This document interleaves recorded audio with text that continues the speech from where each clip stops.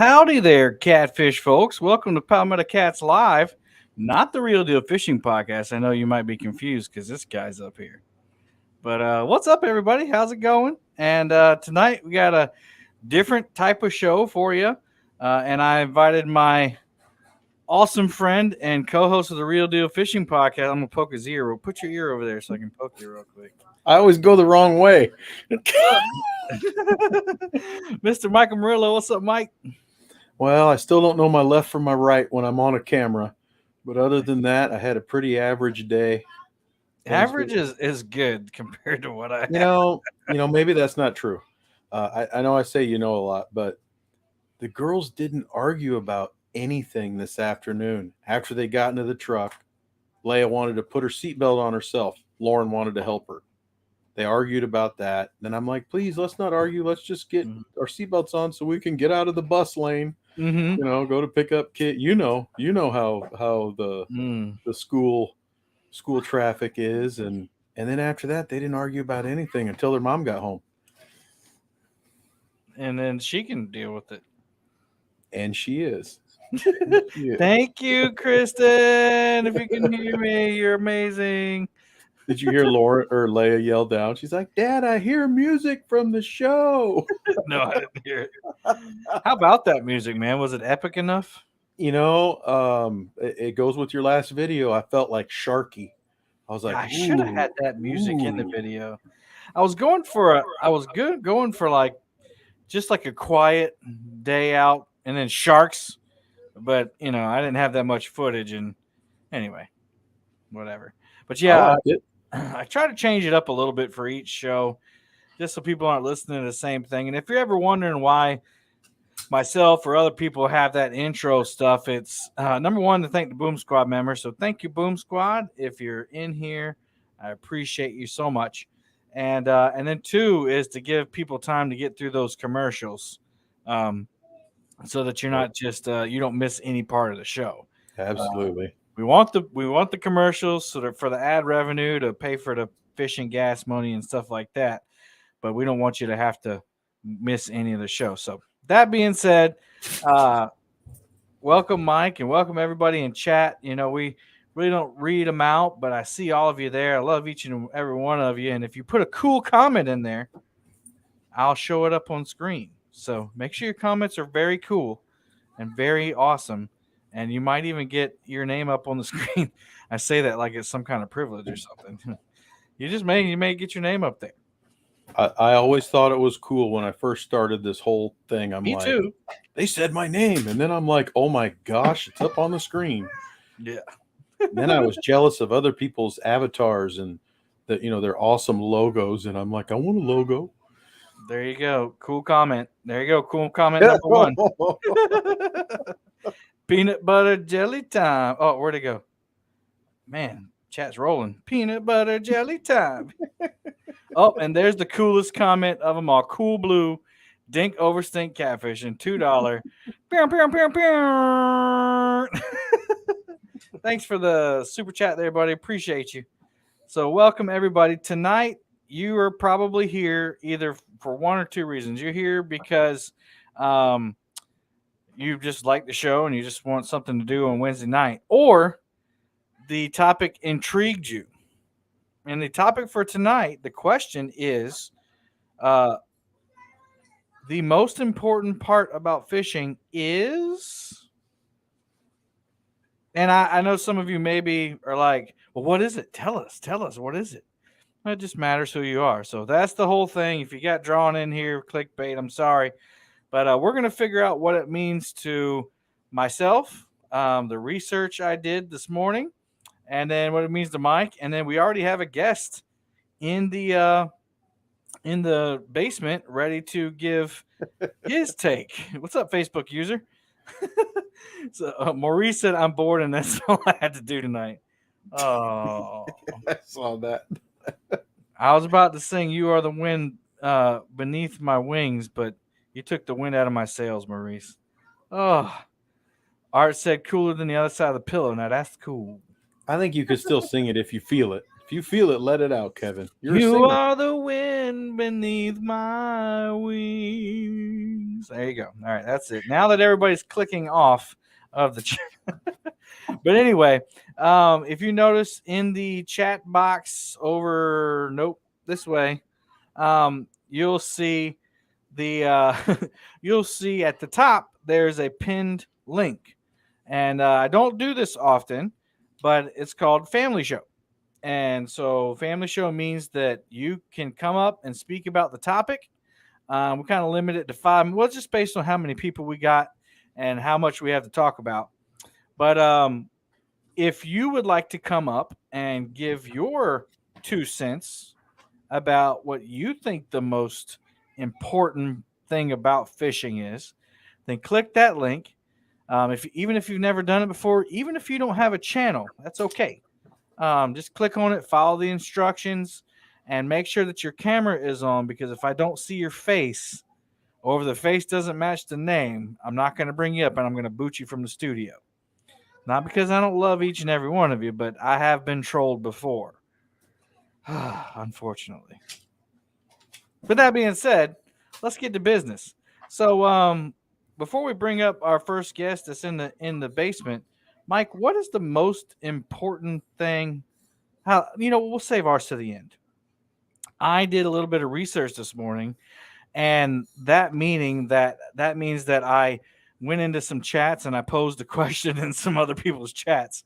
And this morning, they're Hogleg. So if you haven't checked out Hogleg's show, or uh, Ken Powell Takedown Catfishing, they have an awesome show. We did a podcast with them a couple weeks Yeah, ago, and that was they a have a blast. fantastic late night morning show, and where they talk about just about everything but fishing sometimes. And it's real fun though. It's real fun. It's wholesome. There's no, nasty talk or whatever. So I listen to it when I get up and I'm on the way to work. It's something awesome to listen to keep me awake and to kind of wake me up. And I try not to read the chat too much. Well, there's one of them right there. Take down catfish, and there's KP. So I posed a question in their chat this morning, and we had a lot of interesting answers. One of the answers was, and I love this answer. The most important thing about catfish, and I think Uncle Lou said this, was not to compare yourself to other anglers. I thought that was great, Mike. Very, Especially very profound. especially in the world of YouTube, where even if you're not on YouTube but you watch it, you're like, oh man, I should be catching what they're catching. Not necessarily. You need to do what's best for you and learn from others so you can improve yourself, and not worrying about keeping up with the Joneses or keeping up with your friends. What's your take on that? Oh, I completely agree. I lived that this weekend when Lauren caught a channel cat that was a little under 5 pounds. But when she was fighting this fish, I thought it was probably like a 10 or 13 pound carp because it was giving her quite a struggle. It was putting up quite the challenge, and then you lift it up and you realize that Tom lifted this 60 some pound blue cat the other night, Yeah. and that was amazing. And while this was not Lauren's personal best, it was an awesome fish. It was a titanic battle, and I loved every second of it. But then I go to hold it up and I'm like, wow, it's probably not much to anybody else. And then you start hearing people say, hey, that's a nice channel cat, I mean, look at the because their comment right channel there. cats are different there. Their Look at the channel comment cats right are there. different. Yeah. I'd love a Yeah. 5 pound channel cat. I tell you what, if you'd love a 5 pound, you'd love a double digit one. Woo! It is some fun. Now But my yeah, record channel is a 12-pound channel, and I didn't measure it. I Ooh. just how you guesstimate, and Yeah. it was a great fight. It was a great fight. Yeah. This thing bit me too. It bit my thumb. I didn't say it on screen, but I'll admit it now. It chomped down on my thumb, and Oh. I'm like, I love you, man. That's so awesome. You mean fish. All right, so we have that was one that I could remember from this morning. I have others, but I want to bring up a guy that's been watching our show or my show for a while. Maybe watching our show, Mike. I'm not sure. Um, but Mr. Michael Strunk, Mike, I'm gonna bring you up. How you doing tonight? I'm doing well. How are you guys? I'm great, man. Good to finally see your face and put a face to the name. And thank you for all the support that you've been showing me for God knows how long. And I really appreciate you. So thank you. Well, you're welcome. So Mike, can I call you Mike or you go by Michael? Mike, Michael, or Mikey, it's all the same. All right, Mikey, because that sounds cool. Um, tell us, what is the most important thing about fishing to you? For me, I would just have to say it's the just being out there in nature and enjoying God's creation. And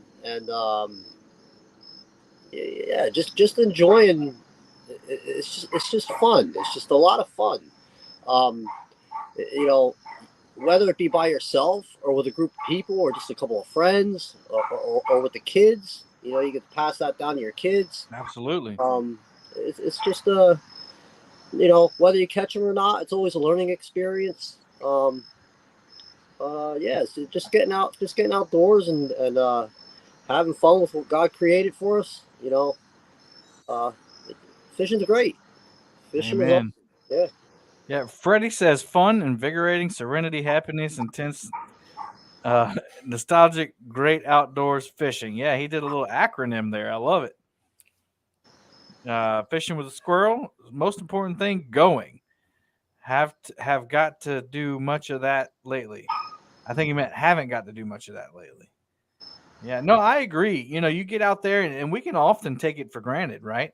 We can go out there and, it's always just been there. And a lot of the things humans take for granted, we just always have the pleasure of having, Yeah. and then you get out there and you know, especially, especially if you're not catching much, you sit there and you're just waiting on that takedown to happen.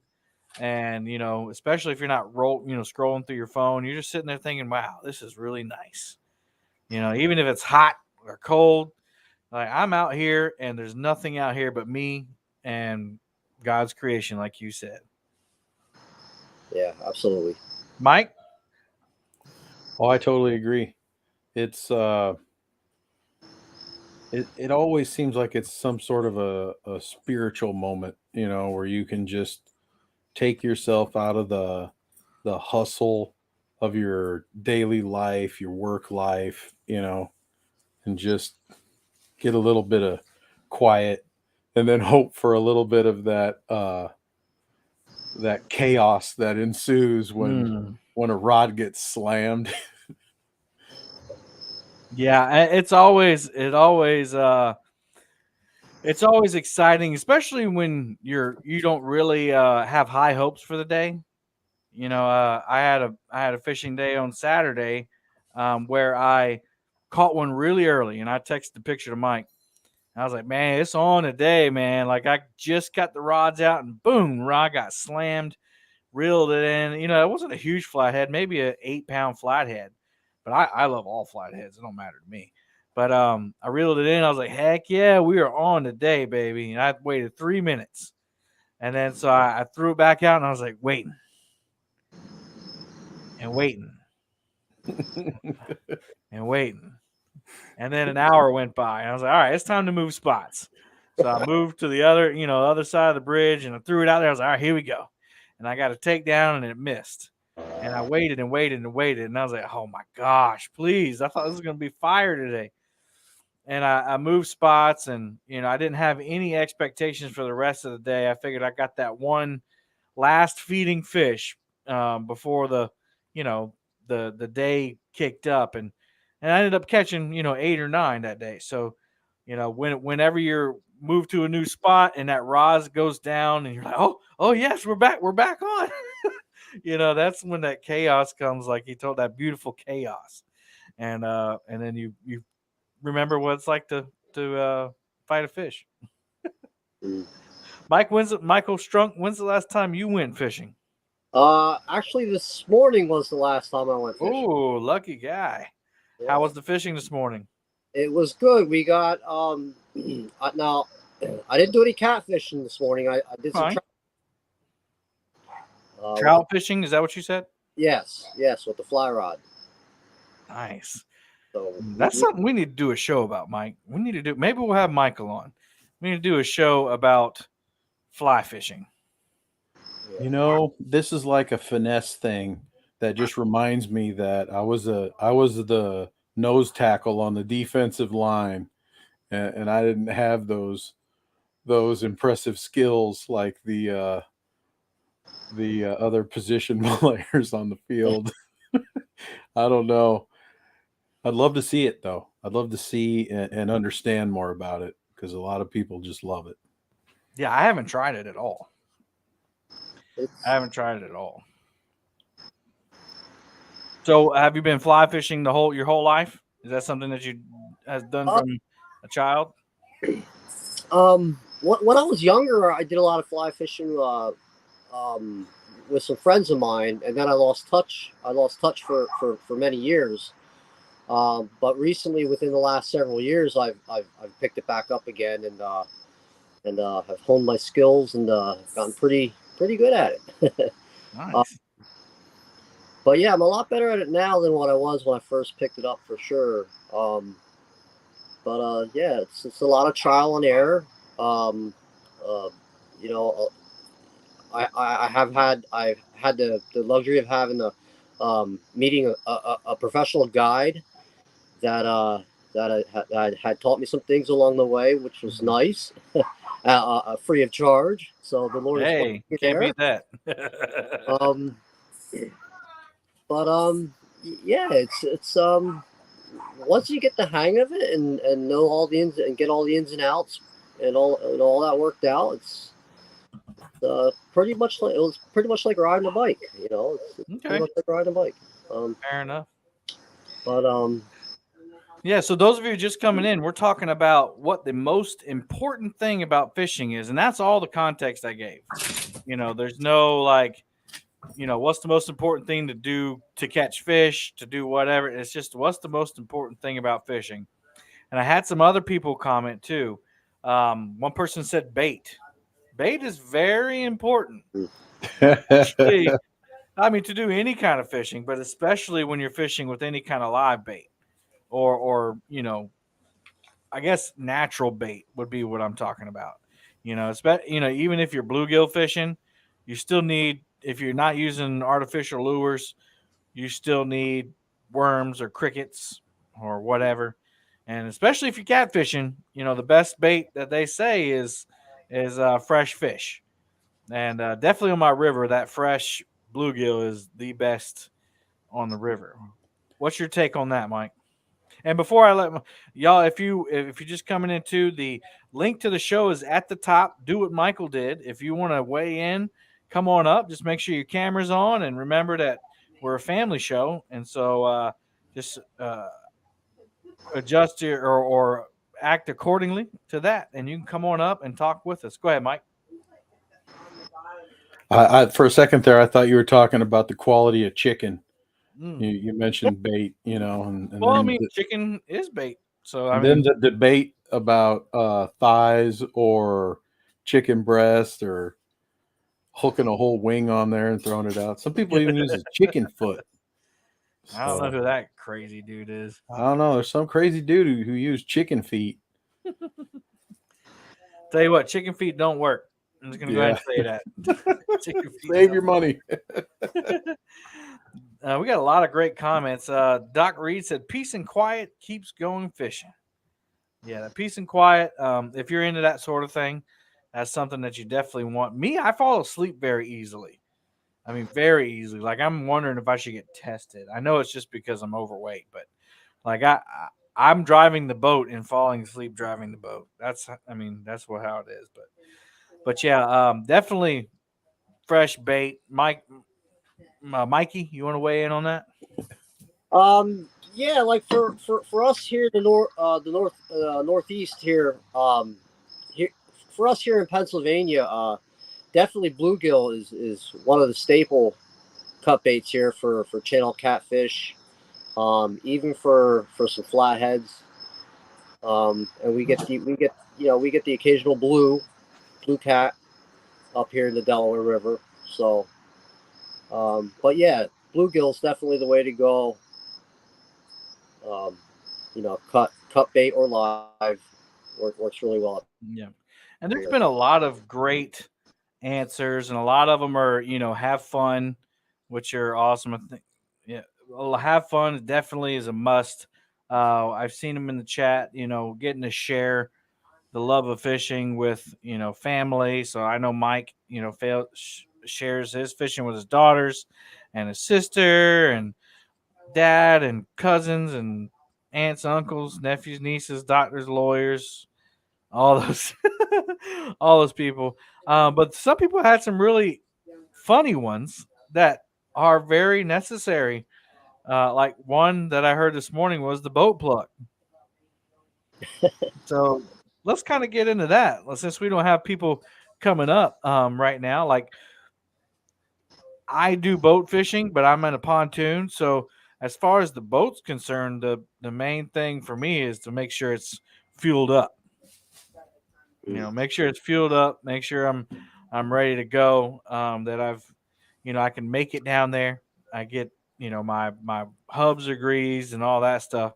Uh, Murillo, you're from the bank, so talking about something small but very impactful. What's something that is the most important for you?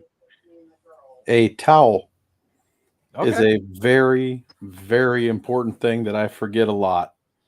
And then next thing you know, you got cut bait all over you, and you're washing your hands in the lake or the river, or whatever, wherever you're at, and you're like, man, wish I'd remember that towel that I set out. Yeah. What about you, Mikey? The most important thing, Well, do you fish from the bank primarily or from the boat? I'm primarily a bank fisherman. Hmm. I would have to say rod holders for me. Ooh. Yeah, that's a good one. Rod holders, especially from the bank.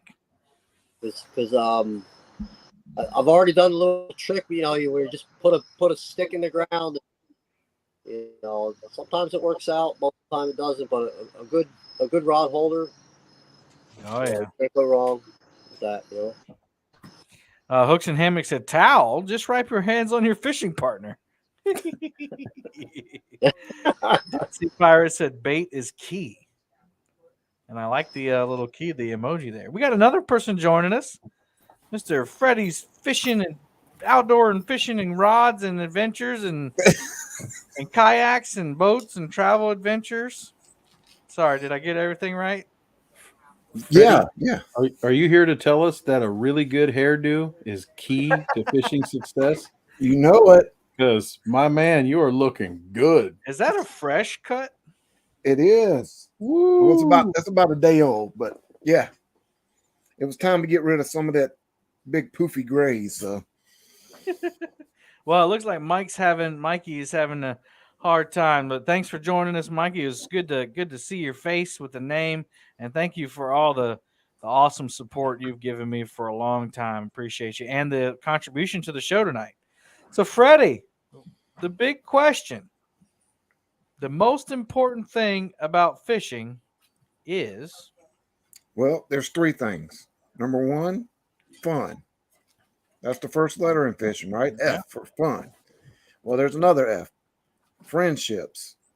ooh, There's a good one because a lot of us go out with friends and family. There's another F, family.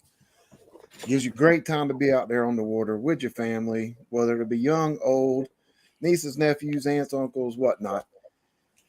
And then my biggest F out of fishing, the most important, is freedom. It gives us our freedom. It's one of those things that me being a retired veteran, I've done that, been there, done that, and we get the freedom to go out there and fish. So so it was 4 F's, not 3. Just saying. that's okay. Just leave out the one F. I mean, there's one Yeah, F we yeah. don't want to talk about. But one awesome F, just since you're up here, the FOA fishing rods. How are Yes, how sir. is that going? Well, we're excited. We're on our order. We have our first two large orders. We made our first one about 3 weeks ago for 100 of each size of our rods. We have a 5-foot and a 6-foot version. And then about a week later, so about 2 weeks ago, we placed a second order for another 100 of each size rod. Thanks to my secret investor. Well, I shouldn't say secret. It was my wife. She actually is my secret investor and was able to get not 100, but 200 of each of my rods on order. So Monster Cat Catfishing said thank you for your service. thank you. But so we're excited. We don't have a definite date yet. You know how manufacturing goes. You have to wait on them to get them done, and then shipping, of course, takes time. So we're looking at mid-November to get our first batch, and then the following week to get our second batch. So yes, so we're excited for it. That's good. We're super excited. The test group, I had some amazing testers that caught anywhere from half a pound channel cat all the way up to mid 60-pound blues on them, and these rods have done great. Nothing but great feedback from my test group and everybody that's seen them and work. So we're excited. It's nervous starting up a new business. So yeah, I'm sure. But that we'll see how it goes. If all works, we wish you the best of luck. Yeah, if everything works well, we'll hopefully have us a booth at CatCom come February in Louisville. Sweet. And go from there. Awesome. So yeah, so Freddie gave you the 4 F's right there. So that needs to be on a shirt, Freddie. Go ahead and market it and trademark it. Uncle Jeep said, I knew it. Freddie's really Santa. We're going to have new rods for Christmas. Thank you, Guerrero. Appreciate that. So yeah, and a bunch of people, now we've already said this, but we'll be very specific. The most important thing about fishing is getting the kids involved. And, all 3 of us have done our fair share of doing that. But coming up soon, we have the CatCon Kansas City where there'll be a fisherman swap shop. And traditionally, it's happened twice. But people have kind of dropped off rods and given them away, or had Mike give them away to kids. Mike, you want to talk about that a little bit? Yeah, that was something that I thought of right before I made my way down to Kansas City last year. I thought, what am I going to do if nobody comes along and wants to buy the 5 items that I brought? And then it came to me. I'm like, well, I'll take 5 rods. I'll take 5 reels. And if anybody says, hey, I'll give you $20 for this, I'm not even going to argue. I'm just going to do it just so that way I try to start the fire. But then I thought about it and I'm like, I'd rather give the stuff to a kid. Yep. And I saw it coming a mile away, and probably because I do it too. I thought that you would see some guy walking around buying himself 3 or 4 rods, couple reels, whatever it may be, a huge net or whatever. And the kid would be coming along with him, and the kid wouldn't get to get anything. And I don't feel like I lived that, but maybe I did. I don't know. But I'm like, I can make an impact right there. And that's exactly what I saw. I saw a guy walking around and he had 4 rods in his hands, and his kid was pulling on his, on his coat sleeve saying, hey Dad, what about this? Hey Dad, what about that? And he's just like, nah. So the kid came over and he's looking at the table and he's looking at the rods. And I'm just like, I was like, I'm friends with Steve Douglas. He's like, you know Steve Douglas, the catfish dude? And I'm like, yeah, I know Steve Douglas, the catfish dude. I was like, and Steve told me that it'd be okay if you wanted to accept a gift. I was like, you can pick out one of these rods right now and you can have it. And he's like, that's Steve Douglas's rod? I was like, no, sadly, no, it's not. Sadly, no, it's mine. I was like, but I want you to have one. I was like, look at your dad. He's got 4 over there. And his dad was in line to talk to Steve Douglas. So the kid was just back and forth looking all over the place. And I'm like, hey, I was like, I'm serious. And so he picked out a rod and he said, "Thank you, Mister." And I was like, you know, hey, where you going? And he turns back around, and I'm like, a rod isn't going to do you any good without a reel. And he's just like, what? I was like, come back over here and pick out one of these reels. And sure enough, he's just like, you what? I was like, you do you want to ask your dad if it's okay? He's like, no, it's Heck okay. no. He's like, no, it's okay. This kid didn't hesitate at all. So he walked away with Rod and reel a combo. B&M Silver Cat rod and a Megatron Cast King reel. There you And go. I saw him reeling that thing now when he was walking around. He wasn't bothering his dad. He wasn't asking him for this or that. He was reeling his reel, pretending like he was getting ready to catch a fish. And the dad looked over at me and he's like, "Thank you." And Because I wasn't maybe spending my money on that kid. yeah, maybe it made the dad's experience better too. Maybe Yeah. the kid chilled out a little bit, whatever.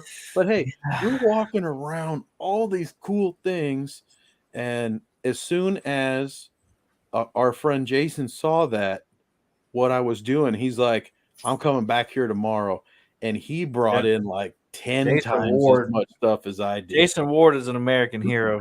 Yeah, he is. If you don't know him, come to Kansas City. We'll Yeah. introduce you. We'll go eat He's an barbecue amazing guy. Yeah. Amazing giving guy, and And then just like us.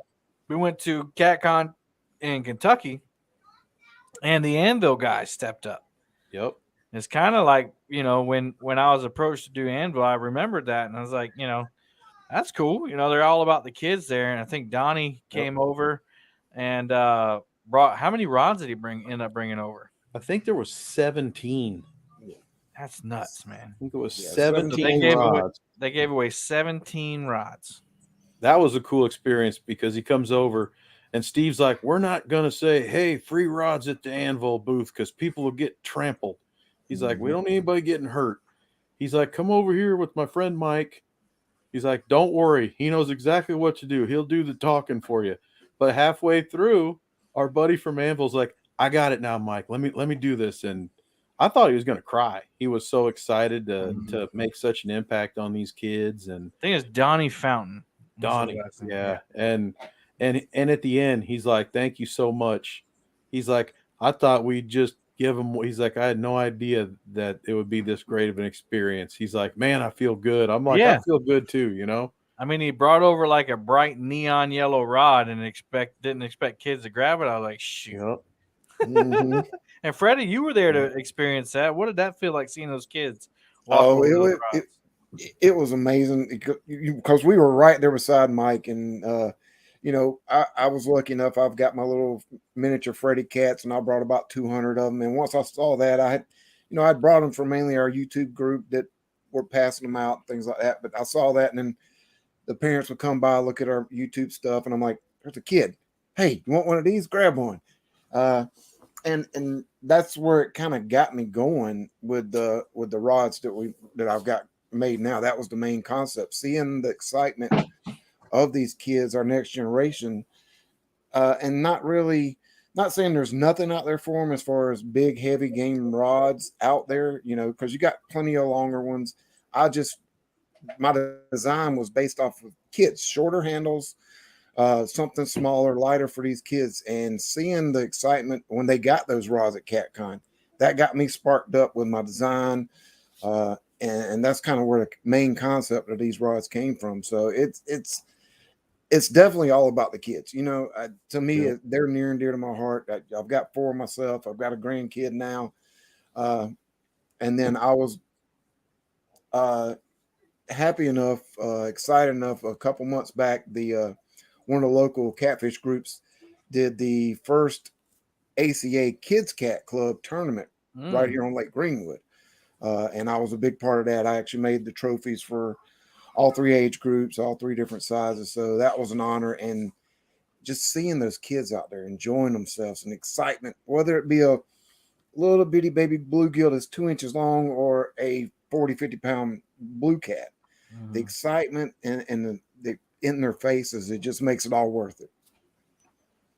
Yeah, man. It was a great, and I didn't, I was all over the place at both the shows. But I saw pictures, and then I had time with Mike where we talked about it. And I was like, wow, man, that's awesome. I didn't know that had happened. And then especially at Kentucky, I was sick, number one, and I wasn't able to hang out with you guys as much as I really wanted to. Um, but then I saw Donnie over there, and I didn't know it was Donnie at the time. I didn't know who that was. Um, just to be clear, but I saw these bright yellow rods. And I was like, man, these rods look slick. And I remembered that Yep. those are anvil rods because Ray Ferguson had given me one a couple months before CatCon, and I had it sitting in the garage. I think I'd used it one time. And then when they started doing that, I didn't even know it was 17 rods. I thought it was like 5 or 6. So then they started doing that. And I was like, man, this is somebody that I want to work with. This is somebody that I want to, I just want to be around people that have big hearts like that. And I guess that's why me and Mike get along so much. And well, we love catfishing. We love YouTube. We're both family guys, and we both got big hearts. And I know Freddie does too. But yeah, that's awesome. I can't wait to see what happens this year. And I have some rods, but I'm flying in, so I don't know if I'm able to. Won't be able to bring them. And Amy Evans put in the chat. Let me see if I can find it. It was way up here. And Yeah, thank they're everybody for chatting. I appreciate you guys chatting. Here it is. She said, I feel blessed that Leanna was given the gift of a rod. And then Lee Evans said, the gentleman from Anvil and Mr. Murillo made my daughter's weekend when she received her rod. I was believe the. she got the last one of the 17 at that. I thought she got the first one. Or was it the first one? It was either the first or the last. I think it was the first one because I made eye contact with Lee and I'm like, send Liana over here. I was like, I got something here, and I couldn't believe it when we pulled the rod. He pulled the rods out of the rod sleeves. They had different colored handles on them. They were like camouflaged, and Yeah, they some have were two. like They have black the top camouflage. Mhm. I mean, they were gorgeous handles, and then these bright yellow rods, and I'm like, we are gonna make some kids really happy. They're just gonna freak out when they see how cool this rod is. So yeah, it was. I was just glad I think they had just arrived at the convention center, and they're in like perfect timing. Let's do this. Let's get this started. And there towards the end, it was hard to find kids, and uh, they were. Steve sent a kid over there, and we'd already given him one, and he's like, "What do you mean I don't get another one?" Steve said, "It's like, uh-oh." Did he though? Did he? Steve's like, come on over here. I'll get you something else. He's like, I put my foot in it this time. He's like, come on over here. I'm sorry. So yeah, the definitely the most important thing. That's a great answer. The most important thing about fishing is getting kids involved. Um, Anna and I hadn't been blessed with kids, but little Robbie, we got to take him out. We got to help bless a bunch of kids with things. I know there's a lot of guys out there. I know that James Dockery does a lot with teaching kids about fishing. I know that all the shows are really supportive. Muskrat Adventures does a kids tournament twice a year now, I think. So there's a bunch of people that understand that and they get it. So I think that's awesome. Let's see. We have John Hobbs said, take the kids fishing too. The teenagers, if it's something that they have never done, will give them memories and never forget. And I agree. And I think we all love catfishing, but I think the best thing to do to take anyone fishing for the first time is to take them to a spot with a bunch of panfish in it, a bunch of bluegill. Give them some crickets or some worms, and just let them bust the crap out. Let them see that cork going there, bloop, bloop, and let them catch them and wear them out. Because I think the worst thing that you can do when you take a kid fishing is to take them out and get skunked. And then just, especially a young kid, then they're sitting there, boy, I'm bored and I don't want to do this. And in their mind, fishing's terrible now. So Anyway, just a little advice there. I'm sure Mike, you can attest to that. I still do it wrong, but Lauren wants big fish, and Leia wants little fish. She wants to catch the bluegills. So when we need bait, it's like, all right, let's go to a pond. watch that watch that bobber go under. Yeah, the pretty bunch I did. I forgot about that. But that's just a little way that since I don't have kids and I can't really, hey, let me borrow your kids. Let me take a fish. But there's the Big Cat Brawl was here in March, and I think Mad Cats had donated 2 rods to give away to kids, but there were 6 kids up there, Mm-hmm. and they were trying to draw for it. And I was like, oh, and they were having a hard time picking it out, like picking numbers and stuff. And I was like, this is, you know what? I wasn't down on anybody, but it was like, man, I feel bad because 4 of those kids are going to walk away with nothing. And so I just said, hey, I'll buy the remainder of the rods over here. Just send them over to Tackle Bandit booth. It was a way to promote Tackle Bandit too. They gave me a great deal on them. So thanks, Jeremy and well, Jeremy was there, but they got over and all those kids got a rod. So, if you're able to do something like that, just something little like that, that you were going to spend that money on coffee or McDonald's or one of Freddie's rods, just buy. Yeah, buy him a Freddy rod. There you go. Buy him a Freddie rod. He'll give you the best discount ever, 75% off. I'm just kidding. Oh man. So I got a bunch of comments I missed just in that little bit of time. Hey, Haz says you can borrow his Brady Bunch whenever you want, Kevin. Man, has got like 17 kids, man. Yeah. There's Swamp Donkey. Mhm. Yep. That was a good experience. It choked me up. It was a blessing for me to do it. So yeah, there's John Gordon.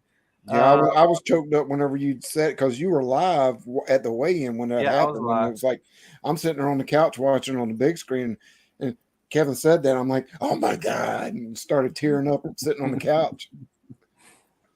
Yeah. What did I miss? I think I went too far up. I don't want to miss anybody. But anyway, yeah. So I saw the comment from Haz there.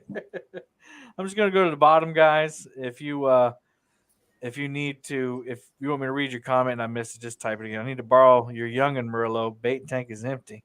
I'll tell you what, they're pretty good. They'll catch you panfish big as my hand, and I got a 2X hand. I couldn't believe it.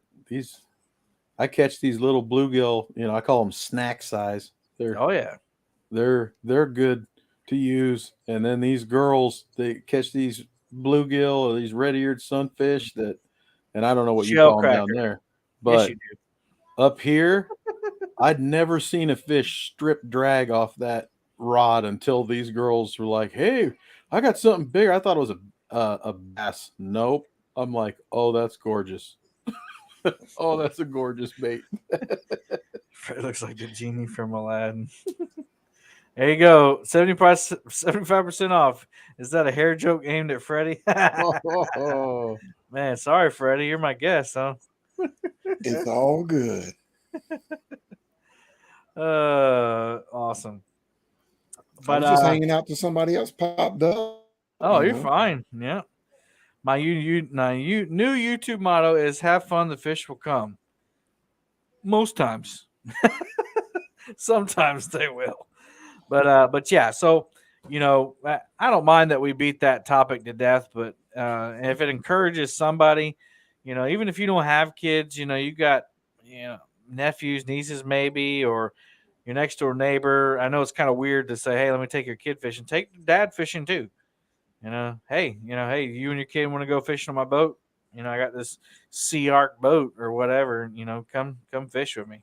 So definitely a great addition. I think I forget I was trying to find his name. He had a great comment again. John Hobbs. He's the one that kind of sparked the conversation. He said, I deal with kids getting bored. Take lots of snacks. Yes. And a lot of people put snacks are the most important thing. Let them take whatever they want along, books or whatever. Point out things you see, snakes, turtles. Yeah. Mike, what kind of strategies do you employ when the fish aren't biting? Well, definitely Lauren now packs her own snacks, and she packs a Nice. great variety because you never know. It may sound good now, but then you get out there to the lake and you don't want crackers, you want cookies. You know, different ends of the spectrum. You got sweet, you got salty, you got sour, you got not so sour, whatever. And they need to have beverages. It's a great opportunity for them to get to carry around their own Gatorade. They think that they're bigger than they are, Hmm. and have some fun. I used to take uh, toys with because you could haul a cart around like Chunky does. So I'd throw some sand toys in there so that way Lauren could go dig in the sand or whatever. Now she looks for rocks, and Hmm. she tries to identify the fish that are on the bank by She the trolls bones that are other left anglers over. on YouTube. Oh yes, oh yes. So this She evil has. laugh thing is funny. Because I did a video. He started it. I did a video and I pulled in a fish. It was, I wasn't expecting it in the little creek or whatever, and I pulled it in and I did an evil laugh and I slowed it down, like I did Oh, the slow slow motion mo on it, was epic. and it was whoa, and Lauren ate it up, and so ever since then Mhm. it's been the evil laugh. I didn't tell anybody the last two stand day Sunday morning competitions, but when the camera turns off, Lauren always says, she's like, Kevin still got the best evil laugh. These guys are trying. She's like, but they need I some had an work. unfair advantage though. I had the power of slow motion. Oh, that just I still she'll still tell me, go find that so we can play it. I'm like, all right, I'll go find it. Yeah, to go along, 922 Crappy Barbecue has a great addition. Taking veterans or wounded veterans, especially. That I think I've heard that the suicide rate is coming down on veterans now. So maybe all the organizations we have, Patriot Catfishing, Warrior Catfishing, all those great organizations that are taking veterans fishing. Maybe that's helping the data. Not maybe, I know it's helping the data. But definitely, and I'll let Freddie speak on that as a veteran. I know you're not a disabled veteran, but you can understand. I'm sure you got friends and. Oh yeah, yeah. Well, I am disabled, but it doesn't look like it. My back is Oh, okay. jagged up, my legs. Sorry, didn't mean to According to the disrespect. military, I'm 65%, 70% disabled. So I Gotcha. am, but I'm not. I'm as healthy as I can be. I take medicine and things like that to get me through my day. But yeah, as far as the veteran suicide rate, it is slowly going down. I think the last time I looked at the monthly rate, instead of 22 a day, it was I think at 19. I want to say so. You don't think that's a big impact, but that's a huge impact Oh when, yeah, when it comes to it. one is a big You got impact. Tackle 22. Tackle 22 is another one Yep. out there. Yep. There are a ton of groups, local, statewide, nationwide, that are getting veterans out, whether it's fishing, hunting, doing some kind of thing, which is making a big impact on it and helping out a lot. So, if you ever thought about doing anything like that, please get with your local people or state people and join in, help out. It doesn't take much for us veterans to turn around. I've went through depression twice since retiring. First time that got me out of it was gold mining prospecting group that got me out of it, and then I was good for a while, and then I had another battle with it, and then a year and a half ago I found the catfish community, and since then I haven't even had an inclination of any kind of depression. So the communities like this help out tons. So if you know a veteran and you think they're down a little bit, turn them into the catfishing community, turn them into one of these communities, and you'd be surprised how much of a difference it makes. Amen. And welcome, Ryan. How you doing, buddy? I'm doing pretty good. I'm getting ready to lay down. I just wanted to pop in real quick. Awesome. Let me read this one comment real quick. Yeah. It's very important. Remember to keep calm when dealing with kids and your wife. especially if it's the first time for them to go fishing. Amen, Bob. Amen. Be patient. Yeah. Look at Mike's like, ah. Go ahead, Ryan. I I can spin off of that. Actually, taking my family out, they go out like once a year with me. My little girl's usually wanting to swim or ride the boat. The wife, she gets bored pretty quick, so they're all doing their own thing, and I'm basically just fishing when they do go out. I'm setting the rods out, doing all of that. And then when they do go to do something, it's really easy to get flustered because they don't know how. Yeah. I mean, I'm used to fishing tournaments and stuff, and anybody that I'm around, I can pretty much just fall in and work with just like a team.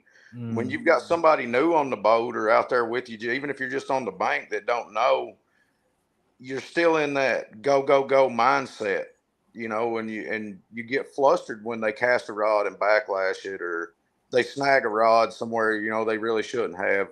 And you got to keep in mind to keep your head and don't fly off the handle or anything. But that's a really hard part of it. What I wanted to pop on here and talk about is I've got tied up in tournament, and I forgot to have fun fishing. Amen, brother. It's easy to do. I mean, I enjoy the tournaments and talking smack with all my buddies and stuff. But at the end of the day, you're in a tournament and you're there to win. So it becomes work at that point. And stress too, right? Yeah, and I mean it's really hard on you. I've went the last 4 weekends probably. I've had 4 hours of sleep from Friday morning till Sunday night, and it's became more work than anything. And I'm after October, the kayak tournaments are finished and done with, and I'm fishing like once a month, 1 day a weekend. I've got a couple of big boat things I'm going to do, and I'm not going to let it wrap me up. So just don't forget to enjoy your time out there on the water. That's a big lesson I've learned in the last 6 months. Well, Ryan, we discussed not comparing ourselves to others, but I'm going to volley to you. If you weren't such a good fisherman like myself, you wouldn't have all that pressure on you.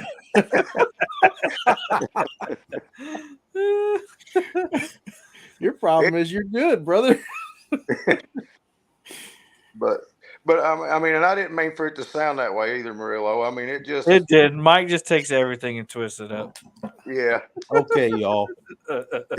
I'm at CatCon Kansas City a year ago, and I'm trying to give away stuff to all these kids, and out pops Ryan Bortz, and he's like, "Hey, that guy's a YouTube star. That's who you're talking to," and just starts laughing. And these kids look at me and they're just like, "You're a YouTube star?" I'm like, "No, actually, he is." Yeah, you're river certified, right? And the guy over there, and the guy over there, and oh my gosh, it was so funny. Oh yeah. So I just try to get back at him here and there and make him laugh, because man, you want to talk about the funniest guy in the room. I always try to be the funniest guy in the room, but I'm nowhere near as funny as these two guys below here, Ryan and Freddie. These guys. Whoa. I don't know now, Come out to a Spencer. CatCon. You'll have fun with these guys. I don't know now, Spencer. Spencer was pretty fun to hang around with too. He can talk smack with the best of us. Yeah, I you mean, can. like my smack talking game is up here. Spencer is right there with me. but But I just wanted to pop in here. I'm getting ready to lay down, man. I just wanted to pop in and tell everybody to keep it fun. That's why I put that up there. That's going to be my new YouTube slogan. Spencer says, "Hope you have a giant." If you have fun, the fish will come, and if they don't, you don't care. I mean, that's what it's all about. I think also too the tournaments before you go, like doing YouTube, like does that to you as well. Oh, I've laid down on YouTube, man. Like I've not put a video out in like 40 days because of these tournaments. Yeah, like you get so wrapped up into being entertaining or providing content or catching the big fish for the camera, and you forget the reason most of us even started YouTube was just to have fun and film it and make some good videos, and then if you're lucky enough to make a few dollars on it, then it's like, ooh, I need to do all this and do all that. And I experienced the same thing you experienced, Ryan, a few months ago after CatCon February. Actually, I like if you look at my channel, I laid down a lot. I made a bunch of shorts from old videos, and I just took a break. I stopped going live. I stopped doing all this stuff because it wasn't fun. And my wife told me when I started this thing, because there was drama right at the beginning. She said, if you ever find yourself not having fun, then stop. And I stopped. I made a video here and there. But so you're that way with the tournaments, and I was that way with YouTube, and it set my mind right. And with a little rest, and I still fished, I still put out content, but it wasn't like I was doing. But now I'm back, and I feel better about it because I know that it's not my full-time job. So if it doesn't happen, it doesn't happen. And the reason I even started YouTube, man, was to teach people. There was so many videos. I watched Steve Douglas and Justin Johnson and River Certified, Catfish Dave. I watched all these big name YouTube guys, and they're all doing similar stuff on your river systems. They're suspend drifting ledges and they're fishing deep holes. I went out and skunked like every trip, like 10 trips, trying to imitate that. And come to find out, I was on a thermocline lake, and none of that stuff's ever going to work there during the summer. And I'm like, there's nobody talking about this. Most people in America are fishing these little small lakes, and none of this stuff on YouTube works. And I'm like, I'm going to start a channel and show them, what to really do. And that just kind of snowballed from there. And now here I am, not even doing YouTube and fishing tournaments wide open. So, well, it's a crazy ride. I think you did teach a lot of people that stuff, and I think you did a great job. I definitely did not start out to teach anybody because I was just learning myself, and that's one of the things I said. I said, this is not the catfishing know-it-all channel. This is me learning how to catfish and documenting it, and you can come along with me. And now I'm getting a little bit better. I'm like Ryan Bort's level 1. And then one day I'll get the Ryan Bort's like level 200, So, man, hey, Ryan, I know you got to get to bed, man. I appreciate you coming up, man. It means a lot to me. All right. I appreciate you having me, bud. All right. Bye-bye. Right. And anybody else who wants to jump in, the link is at the top. Really don't have a time limit on the show until we run out of stuff to talk about. You can come in. Freddie, don't feel like you got to stay obligated to stay up, but, we love you up here, man. Oh, I'm up for a while, but like I said, if somebody else wants to jump up and start chatting, I'll gladly bow down. I know you got plenty of room for me. We got plenty of room. Just sitting here. We can put 7 more people up here. Curtis said, before I go, I just want to say Freddie's my hero. Jackie said, we're just glad you worked it out, Kevin. You're back. Yeah, man. I'm having a great time now. I'm having a great time doing it. I think the only thing that I didn't stop. No, we even stopped the podcast, didn't we, over the summer? Mm-hmm. We did. I don't think that was by design or anything. It was it just happened. I thought Kevin wanted me to come on and do another podcast tonight. I'm like, yeah, we can talk about whatever. Then I reread his text messages. I'm like, wait a minute, do you mean be on the show? he's like, yeah, dude. Yeah, and that's the beauty of having friends like you guys. It's like, I had 3 guests that I was trying to get, and I wanted all actually 4 guests. I want all 4 of them on the show, and I do have them scheduled. But I started with one, and that didn't work out. It's like, okay, I'll go with this next one. That one didn't work out. The third one that didn't work out. I was like, all right, I know this one's going to come on. Nope, that didn't work out. And I'm like, oh.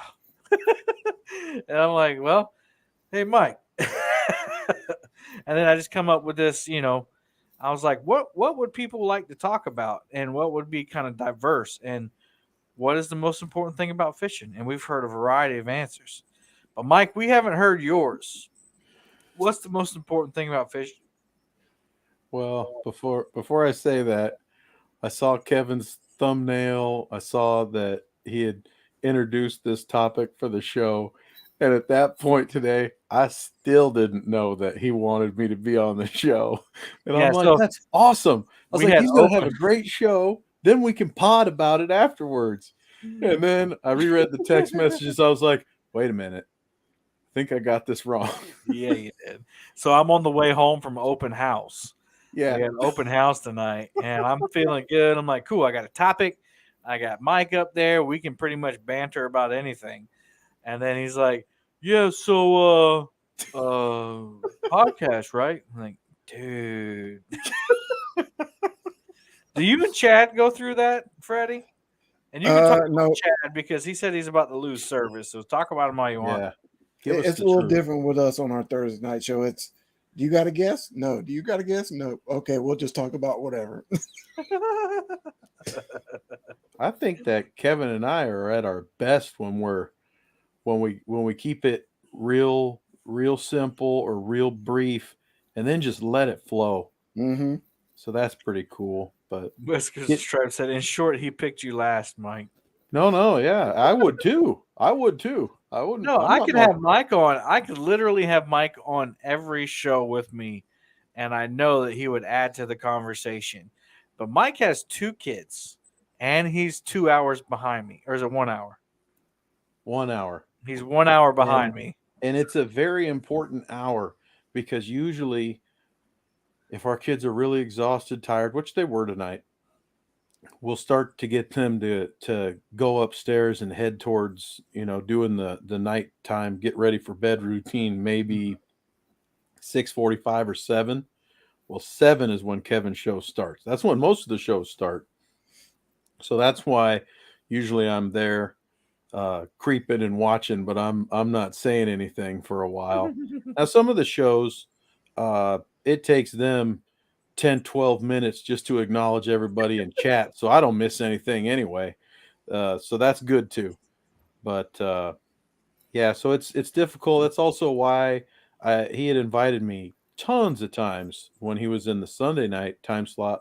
But Sunday night we eat dinner at Kristen's parents' house, which is like 25, 30 minutes south of here.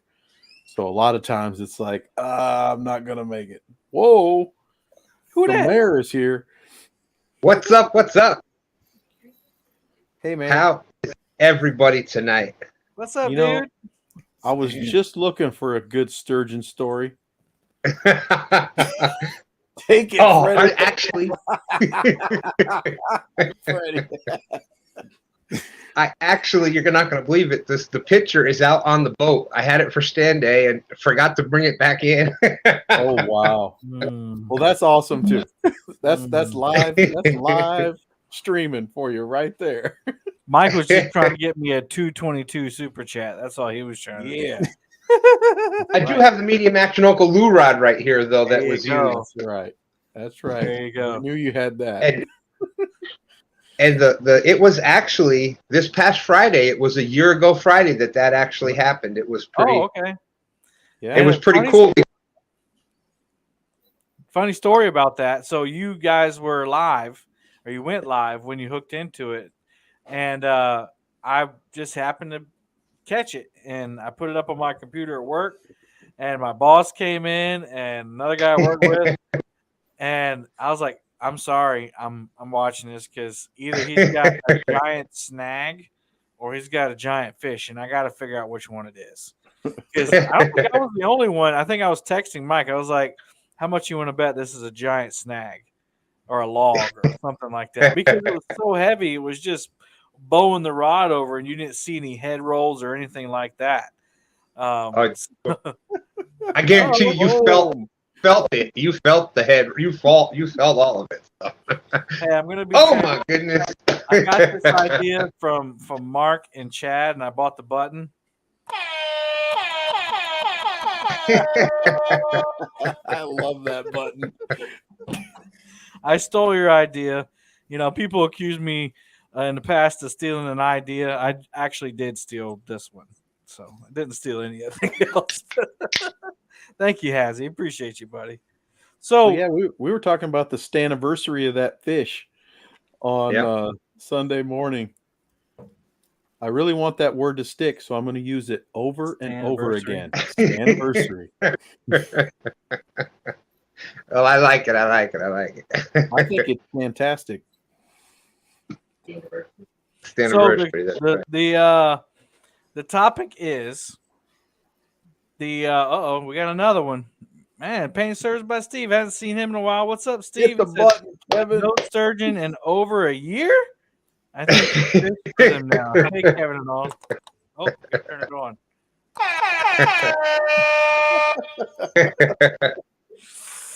So here's another question. One question: how much has that fish grown in the last year?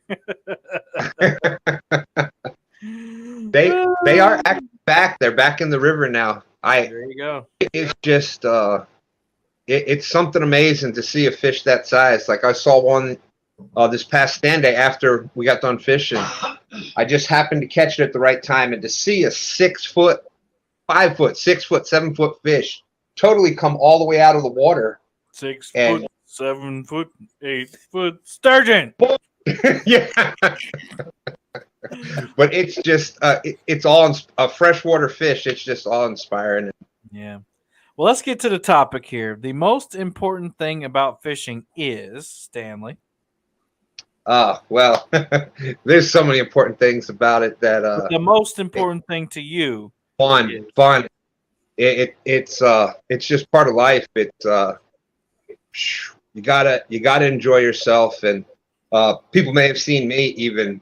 I say step back a little bit, like we were talking about with Ryan and stuff. I mean, I was still live 2 times a week, and I was a guest on 2 other shows. But to me, that was stepping back. That was, but it was, and even the sturgeon. Talking about the sturgeon, we were fishing that day. We were fishing live. We've been out there all morning. We caught a couple fish. It was just like, man, that was work. And Dan and I were going back to the ramp, and we're like, you know what? I just want to fish. You want to fish? Yeah, let's go do it. And we put all the cameras away. That's why it took us so long to get everything back out. Everything was away, and it was let's just have fun. Let's just fish, and that's what we were doing. And look what happened. So that whole thing, have fun, and the fish will come. Hey, it does, but it's if that's been a part of your life, and it's taken away from you, it's amazing what that will do to you. And then getting it back, it's amazing what that'll do to you. So, if you haven't been out there yet, the same thing you were talking about before, about getting people out there, starting with kids, but not only kids, there's adults that have never been. There's adults that have been, that have never been shown how to catch a fish, and they'll get frustrated. So, frustration is a part of fishing. I will say that. Yep. Oh, without a doubt. But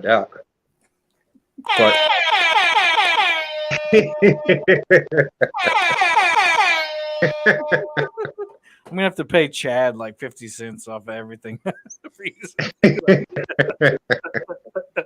Thank you guys. I appreciate the super chats. I would say that fun and family is some of the most important. Fun, family, and friends, some of the most important things with fishing. That's I try to show that when we are out fishing on stand here, when Stan 3 and I are out fishing. I mean, you talk about take a kid fishing. He grew up he was fishing when, how old was he, hon, when we first? I mean, months. We had him out on the water at months old, and I think our first camping trip with him, he was maybe a month old, and we were out camping with him. So since then, he's been around water, on water, in the water. He caught his first fish that he caught maybe 2 years old, 3 years old. He was, super young. And now look, I still get to fish with my son every week. Yes. You are the dynamic duo of the year. That's right.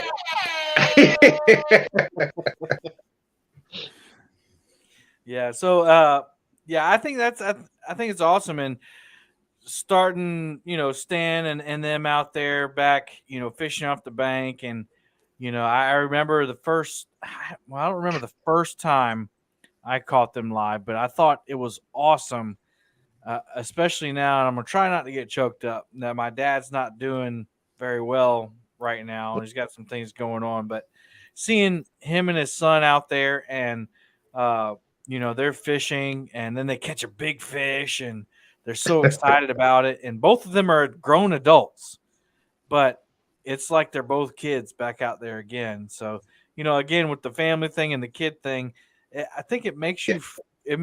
brings the kid out in you. What do you think, Freddie? Oh yeah, it definitely does. And I'd probably say one of my fondest memories.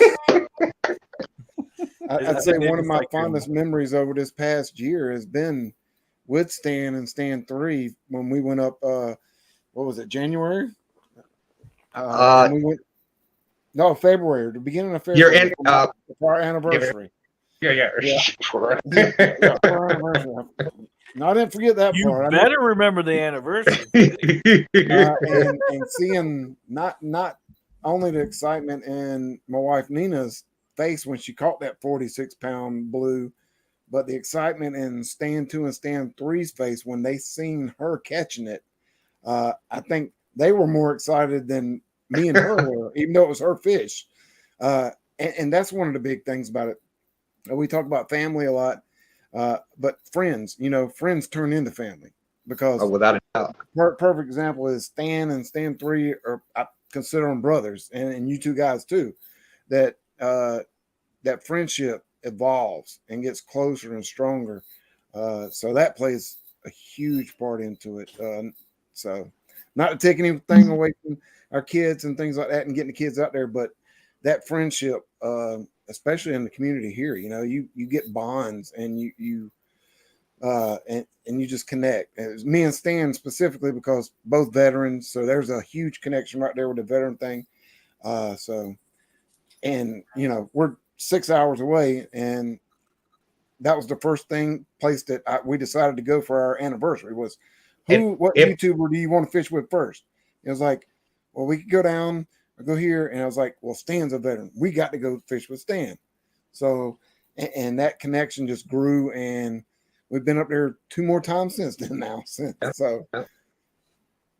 Yeah, and if anybody wants to see the excitement on all of our faces, because Freddie was pretty excited too, because what we're not saying is Freddie caught his PB at the same time. I mean, it was boom, boom, 2 PBs, both their PBs.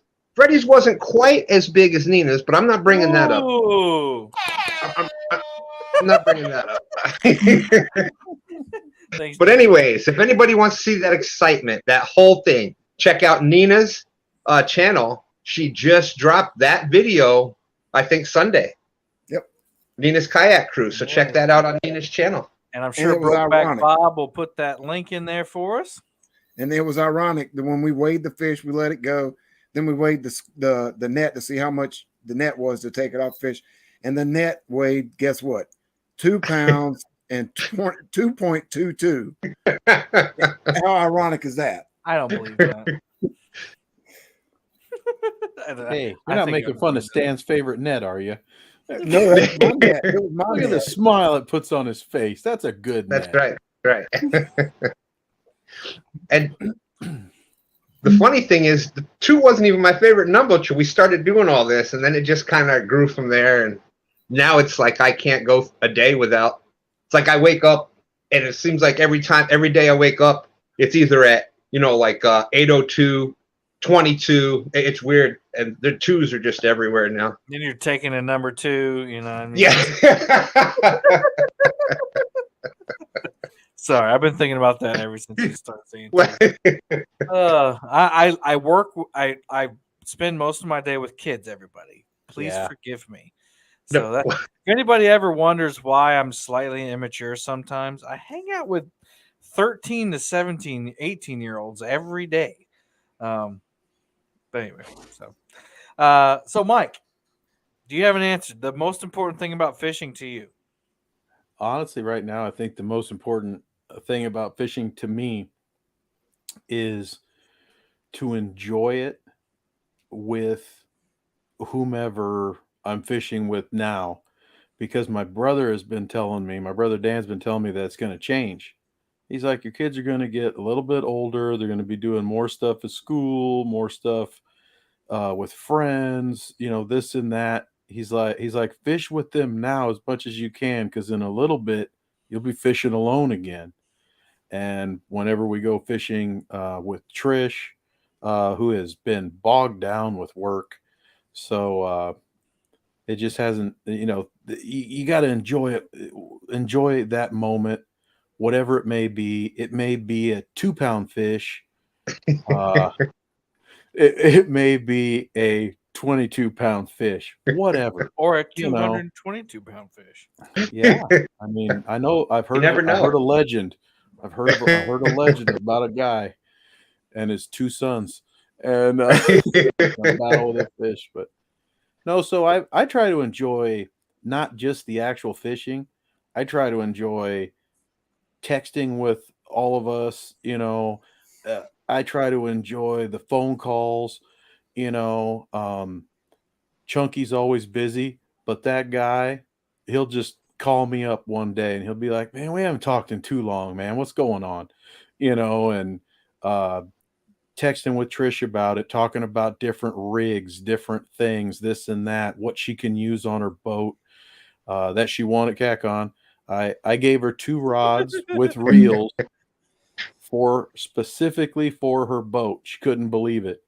And then the other day I'm going through all my fishing gear, planning CACON, and I'm looking around and I'm like, Trish, I sent Trish a text message last night. I said, Trish, I want to upgrade every combo that you own. I was like, so you need to think about that. And that brings me joy. It's that I'm not on the bank, but it's still fishing life related. Everybody says, hobby. I say this is just a huge part of my life. So I just eat it all up. I'm trying to soak it all in. I'm appreciative for all of it. I tell everybody friendship is a gift from God. Amen. And what has come of all of this is nothing short of amazing. And I'm thankful. Yeah, I wish that Mike and I were talking about this, and Mike's really good at maintaining friendships. And I talked about this last night in my small group. We meet on Tuesday nights, and we separated just into the men. And it's just starting the semester, and we gave our testimonies and whatever with each other. And one of the guys, at the end, he's in the Navy, active duty, so he moves around a lot. He said it's really hard for him to make friendships because he, he's constantly moving, and so to invest in that is really tough.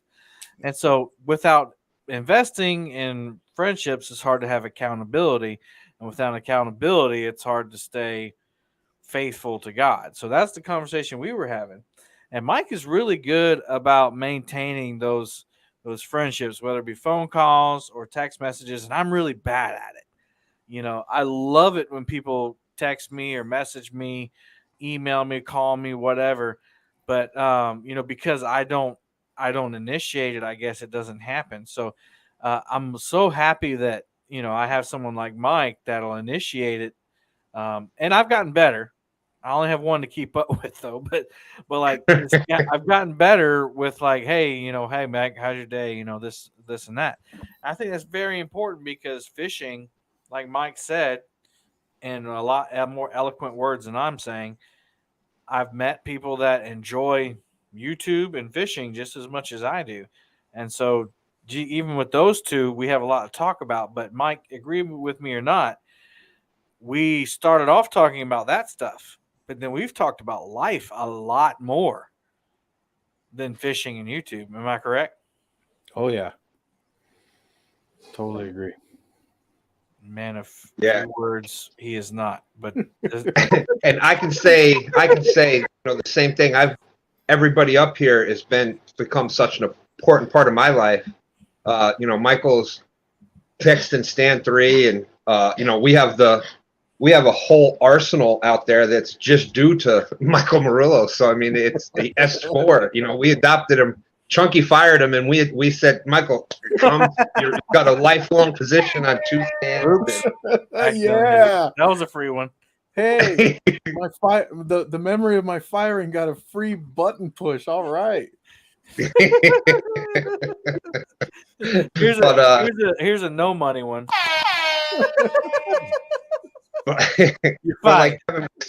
like Kevin was saying, I'm horrible with that too. If somebody messages me or call, I'm like, hey, I love it, but I'm not a good initiator of it. And I'm always that because I'm like, it's probably a bad time. They're doing this or doing that. I don't know if I should call now. I don't know if I should text. And then next thing you know, it's like, well, now it's 11 o'clock. Now I'm not going to do it. And I'm just really bad with it. But same thing, Kevin. It makes my day when I do get that text or that call or that whatever. And I'm just not a very good initiator of the call itself.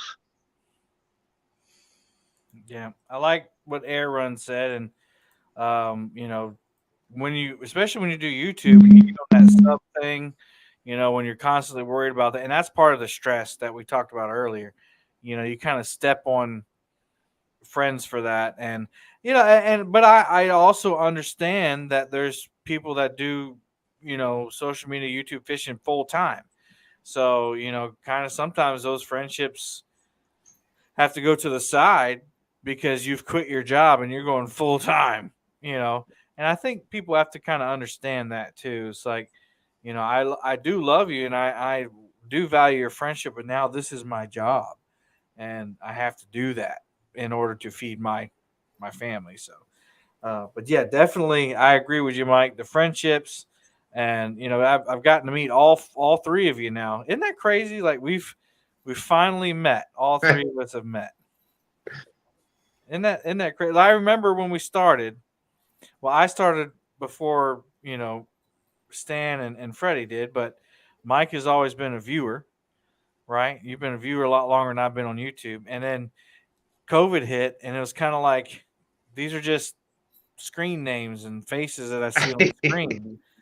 And then it's like, man, it's not really real. And then we met, and it's like it's real. Like, I know how tall you are now, and this and that. And so I don't know. It's surreal to me. Were you about to say how good looking I am? I was gonna say I know how you feel like I cut smell. you off. I was gonna say I know how you smell, but I thought that was gonna sound weird. Yeah. It sounded weird, didn't it? This day, all day today, I've been like throwing shots at people here and there or trying to mess with people, and every time I've gotten it back tenfold. So that is no different right there. Lori said I drove 5 hours after work all day to be with my YouTube friends. Yes, and what an awesome night that was. Yeah. Without a doubt. I'm kind of bummed out. I don't think that all y'all are going to be at Kansas City.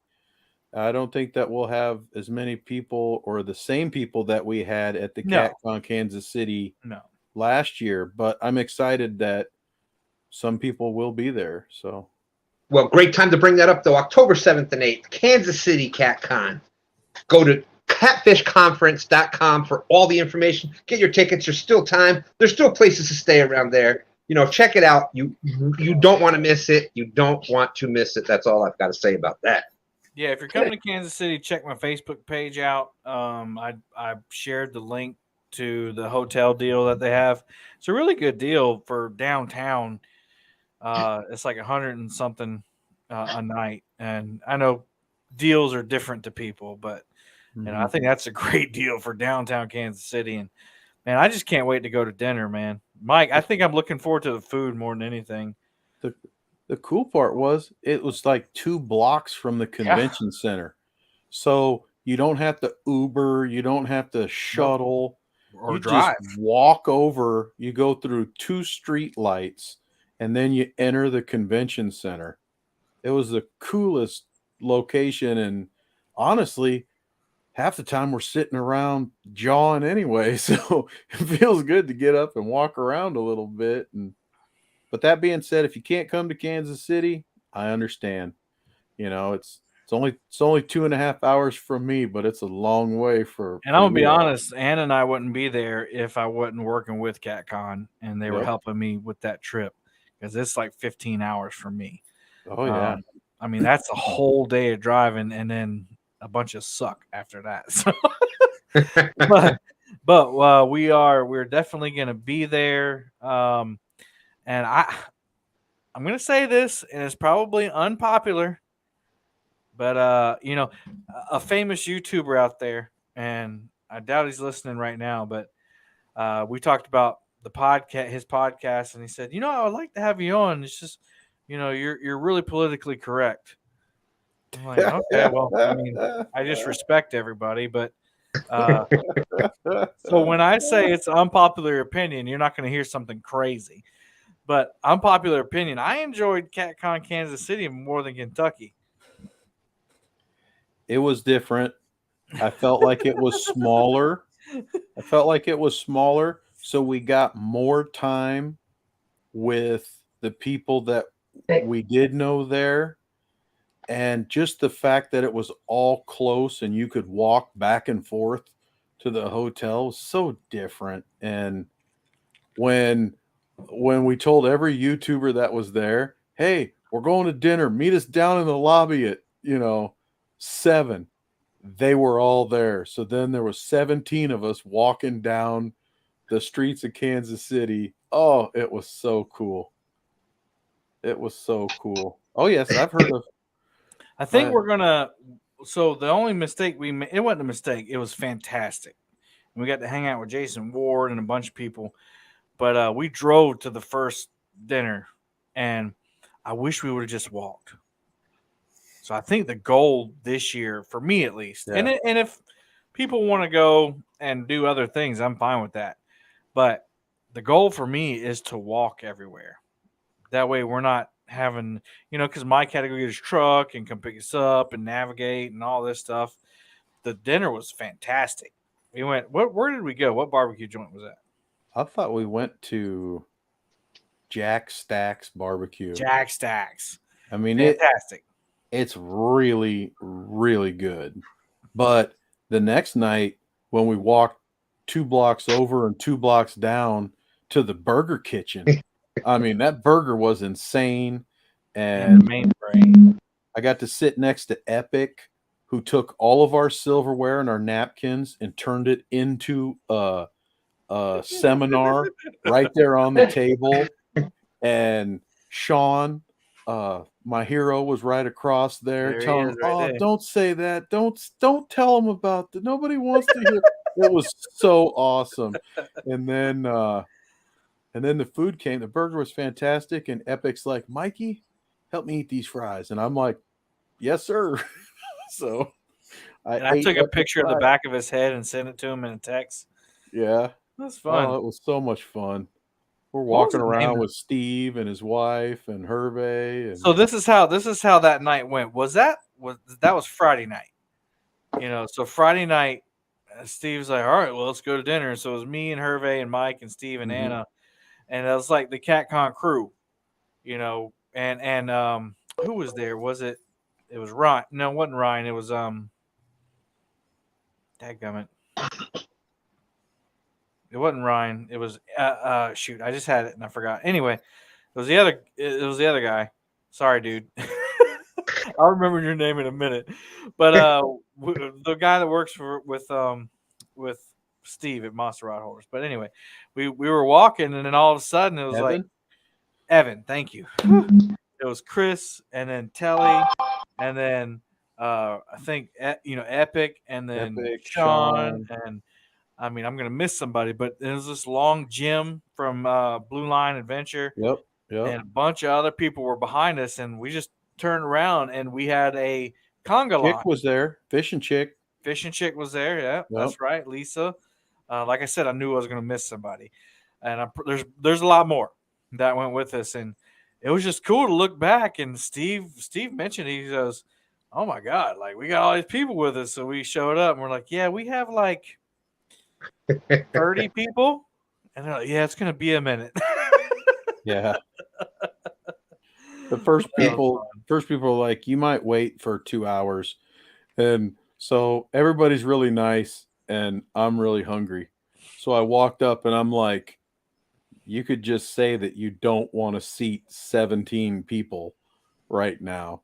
And they're like, no, really, it'll be like 2 hours. I was like, everybody just came in right before us, and you think it's going to take them 2 hours to eat their meals or what? I was like, tell me where to go. I was like, tell me the next spot that you think might work out. And then they said, oh, go down there. Maybe you can squeeze into some of those spots. And I thought Steve just said, do you not know I'm Steve Douglas?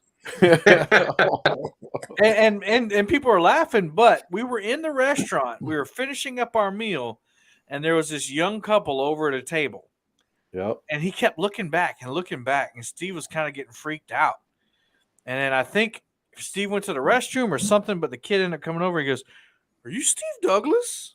He's like, yeah. This random restaurant in Kansas City. Didn't the kid have a Bass Pro hat on? At like 8 p.m., and this kid comes up. He's not a kid. He's 20-something. Yeah, 20. And he's like, are you Steve Douglas? Like, yeah. Oh, man, I'm a big fan. Didn't even know the Catfish Conference was there. He didn't even recognize anybody else either. So and that what was was awesome. funny? What was, and we got in trouble on the podcast about this, but I believe that God puts people in your life based on the situation that you need help with.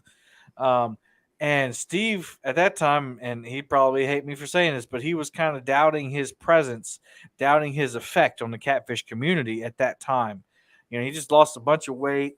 He had really got back into making videos, and he wasn't getting the views that he got back when he was like the ticket. Not that he ever, he quit YouTube for a while, so people kind of stopped watching, but he kind of was doubting his effectiveness to the catfish community. I said, man, you need to stop. Like, people watch your videos now. Like, they still watch them. And, who am I? Whatever. But then this kid recognizes him, didn't know the Catfish Conference was there, didn't know Steve was going to be there, just happens to run into him and was just starstruck. And I was like, what did I tell you? What? And Steve had a smile on his face, had a glass of wine. It was a good night. And Hervé went over there and ended up giving the kids tickets to CatCon and said, come on by tomorrow. So, yeah, that was awesome. I thought. Yep. I saw when him and his girlfriend showed up the next day, too. Oh, the party in Marilla's hotel room was, take that down. I don't understand. Danny Stone's in that exact same state, and he says he's not going. It's like, dude, you are a resident of Missouri. You just got to cross the state. Yeah. Leave the Mississippi alone for a little while. Come on and hang out and have some fun. Right? He said 2 hours, I think. I think he said he was only 2 hours away. I don't know. I think it was a little bit longer, Stan. It might be 2 hours and 22 minutes. Mm. I am. I like 60. that comment, Bob. Everyone has an effect on the catfish community. Some are great, and a slight few are bad. I agree. In my opinion, I have the same opinion. There's some that are, I think, negative influences on the community, and we don't need to name them or nothing. They already know who they are, and you know who they are. But Yep, yeah, love you, Karen.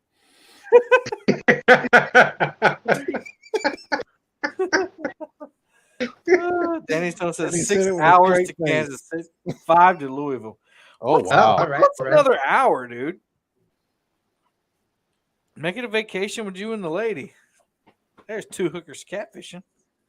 He said the extra hour kills me. Yeah, I do want to go back to that burger joint. They had, and again, We're going. People are going to be like, Kevin, you're crazy. But the Brussels sprouts were amazing. There were Brussels sprouts with like bacon and Parmesan cheese on them. Oh, man. I think I had calamari there or something like that, and it was insanely good. I'm like, burgers and calamari? It's like, must be long lost family who run this joint. They love me. I'm not making me I'm feel bad about not going this time. I was really wanting to go, but we had kind of already made other plans. So. Yeah. Well, and I think that everybody anticipated the CatCon weekend being slightly later. So it just, some people are getting crossed up on their plans, and yeah, who wouldn't want to go down and fish, these fantastic fisheries that you guys are going to go to. Yeah. I don't blame you. Yeah, there was the Dallas Cowboys were playing the Kansas City Chiefs, so there was a lot of restaurants that were filled up that weekend. And it was rifle season, the first day of rifle season, so that's the reason they pushed it back. Now, Kansas City was amazingly successful for the first time, and on the first day of rifle season. So I can imagine that this one will be way better than Well, last. do you think that it's because they have better barbecue than Kentucky? Back That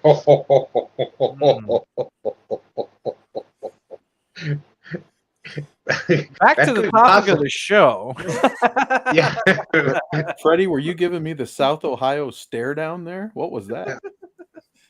Kevin, you know how you were talking politically correct before, and there's the perfect example right there that you don't bring up barbecue. That's that's the feuding words. We always find a way to revert to food. But in talking with people that had been to both of them, CatCon itself was absolutely amazing. As far as the community, and I'm saying, the YouTube, the catfish community as a whole, the Kansas City, when I was speaking to the people that went to the Kansas City one, it seemed like they had more experience add-on after at the end of the day. Whereas in Louisville, everything was so spread out that you had little groups that had different things going on, but there wasn't like that whole, hey, everybody went and because let's face it, there was a lot of us there at Louisville, but that after it kind of got confused into the day, people were still kind of thinking, okay, it's going to be like the Kansas City, and because you have to drive leaving, and and you had people come in that like Haz, for instance. I didn't get to hang out with Haz or Chris from Catfish or Brian B or any of them because they drove together and they went together.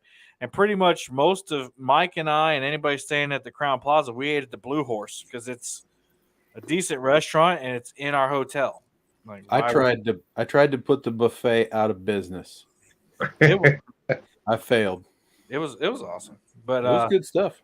But I think so. The venue, and I know we didn't want here to talk about Catfish Conference, but we're going where the Lord leads us. And I will get to the question at hand before we go. But and nobody else has come up to answer. So, by the way, if you want to answer the question and the title of the show, you can still come up.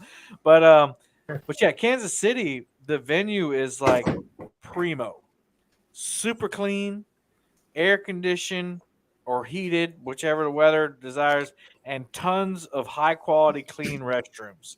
And I can't overstate that point. And anybody who is in Kentucky knows why. I can't overstate the power of lots of restrooms. Kevin, you're still upset that there was only one toilet there? There was one toilet in the place, and then there was like 17 out like half a mile away, it felt like. But when you have food poisoning, you choose the one that's right by you because it will come on like that. And it's like, gotta go. So anybody who doesn't know what I'm talking about, I got food poisoning Friday morning. It had to be morning because about 11 o'clock Friday, it was just back and forth and back and forth. And I think, like, I know Curtis and Aaron and Dominic Hollis and Ernie and Chrissy, like, every time I went by, they were like, hey, I guess he doesn't want to talk to us. And I felt so bad. I was like, it's not that. You don't want to be around me if I stop and talk to you because something's going to happen. Insert poop joke here. So I was going back and forth, and I ended up getting to the hotel room that night, and Anna and Mike and them all went out to dinner, and I sat there. If you know anything about me, I hate the heat in a building. So usually I sleep sub-zero temperatures or whatever. I'm a big guy, give me a break. But I had the heat turned up to 85 degrees, and I had my clothes on, and I was under the blanket shivering. Thankful God, that Saturday morning I was better. But during the Golden Whiskers, I don't know why. I don't know how I didn't have to stop. Well, and true professional Kevin, Nobody, if you hadn't have known, if you hadn't have said that, you were top notch. You did an amazing job at the Golden Whiskers. It was for me, a once in a lifetime thing. It was absolutely amazing, and I think you did a more than professional, amazing. I can't say enough of how well you did that night. Oh, there was a bunch of us there. I was there, Bob. Well, thank you, Stan, by the way. I was there. Mike was there. Spencer was there. Chris Hooks and Hammocks was there. And Um, Telly and Telly and Fishing Chick and Chick Jim was and there. Jim, Fishing and Freedom. Rich was there. the Mad Catter was there. Yeah. Richard Ward. But there was a bunch more, way more at Louisville, obviously. Yeah. But yeah, so back to my point, the bathrooms situation at Kansas City is way better, and the venue, even though it's inside, like on the second floor, it's way bigger. So you feel like there's nobody there, but you just have so much room to walk around. Am I right, Mike? It was very spacious, very, very nice. And this year it looks like there's a few different vendors that are coming. Very, very big name vendors that were in the Kentucky one. So very excited about the selection that's going to be there.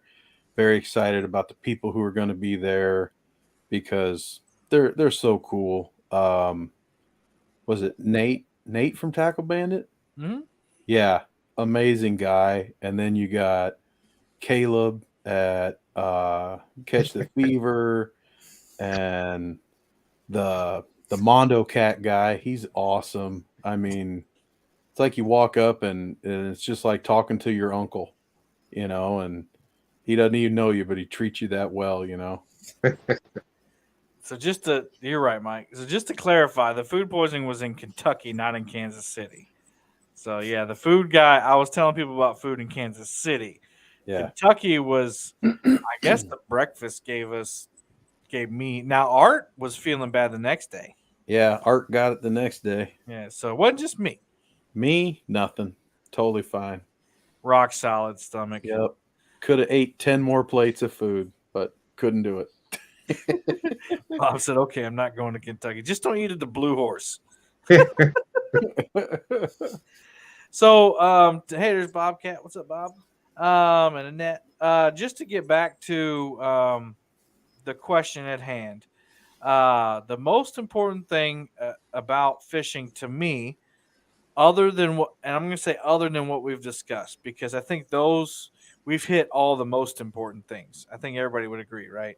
Yeah. Having fun, family, kids, veterans. Those are the most important things. Fishing with family and friends. But I'd say if you're going to go to the next level, the most important thing about fishing to me, and something that I've been doing this year, my goal is to learn my river better, is to get better every time I go out. Trying new things. Not counting the live streams, because live streams you kind of have to know where you can go for the signal and everything, and you don't want to test that. But when I'm film, I went Saturday morning and I didn't live stream, and I hit two familiar spots, and then I was like, okay, I'm not doing what I set out to do in 2022. I set out to learn my river, so I rode about 10 miles downriver into the brackish water. And I was like, I'm just not seeing anything. I'm seeing some deep holes, but no like logs or anything interesting. And then I rounded the corner. And lo and behold, there were 12 giant empty barges and in sets of 3 hooked up to each other and anchored up to these posts that have been driven into the ground in the river. So I was like, hey, yeah, Epic Catfish fishes barges all the time. I was like, and I've seen people do it. I've seen Roger and that crew doing it, and I was like, let me try this. So I went down, and the current was really strong. The grass was terrible, but that's the Cooper River. And I went to the last set, and I went past the barge, and I spot locked, and it held. And I threw the rods. I got 1, 2, 3, and I threw the 4th one, and the 3rd one went down. I was like, oh yeah, baby. And I ended up catching, 6 blue cats almost in a row, 2 of them at one time. And I was like, man, I tried something different and it was amazing. I had so much fun, and I'm going to put that video together as soon as I get some time. But, just the rods going down, like you're just sitting there waiting and you're just like a little kid, like, all right, waiting for the next one. And, especially doing YouTube, you're thinking, what am I going to say on the next one? Something like that. And I was so thrilled. And now, technically, I shouldn't go back there, right? Because I've tried it before. I'm going back on Saturday. I'm going back and I'm gonna fish it hard. I'm gonna get in between. So there's about 20 yards in between barge clusters, and I'm gonna go and I'm gonna spot lock in between the barge clusters. Heck yeah. Maybe dangerous, but the worst thing that's gonna happen is I'm gonna get blown up against the barge, and whatever. Whatever. But yeah, that's it. So that's my thing. Is like getting better every time I go out. What does getting better mean to you guys? And that's kind of how we'll wrap up the show since nobody's coming up. Big getting better to me means trying different spots that I'm unfamiliar with and kind of putting it all on the line. And all on the line meaning not danger, but as a YouTuber, you really have to catch fish to make fishing videos. Isn't that what Karen says? There's a fish in the video, so this is what we got to do. So we got to get fish in the video, but I took a chance and it worked out, and hopefully it's a great video. So what does that mean to you guys, and not so much in the YouTube sense? Freddie, or who wants to go first? I'll go first. To me, the next step for me, I know how to catch a fish here or there, and my biggest thing is I'm learning my equipment better, my sonar, my garment, and with that, my goal each time is to catch one more fish, not necessarily a bigger fish, but one more fish than I did the last trip. So trying to catch an additional fish each and every trip. Perfect example, last Wednesday I went and I caught 7. I think they were all 3 to 5 pounds. Nice. Not a bad day at all. No, just a couple hours out. And then last Friday night we had our push for Uncle Lou. My goal was to get that 8th fish. Well, it wasn't a competition, but Stan wanted to make But it was a competition. But I caught 7, so my goal was to get 8. Well, Go ahead, Freddie. We ended up catching 9, so I got 2 more than my goal for that night. The biggest one was 2 pounds, and the smallest one was 0.02 pounds. But to me, the excitement there was my son was with me, Trey.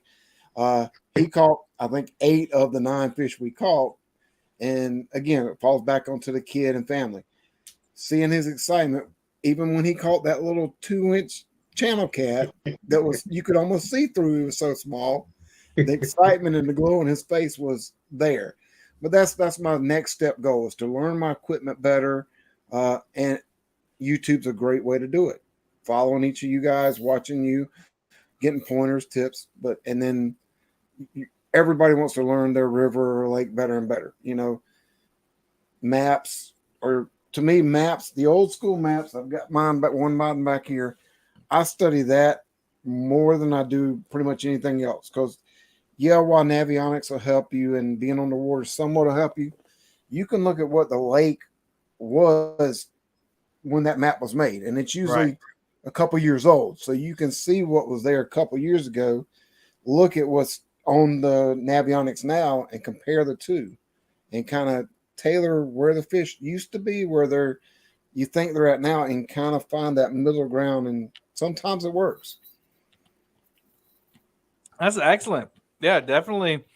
And that's a part of getting better for me too, is learning that sonar, learning that piece of $600 equipment I got strapped to my boat. Other than, hey, it's 5 foot deep here and the water's 84 degrees. You got some. I've been putting up the some of the chat and some great ones. Beer Near to God, learn every time you go out. And Missy Kennedy put one in. that we've already talked about, but you can't overstate it enough. Have fun, fish with family. I'm gonna try to find it real quick, but if I can't, I don't know.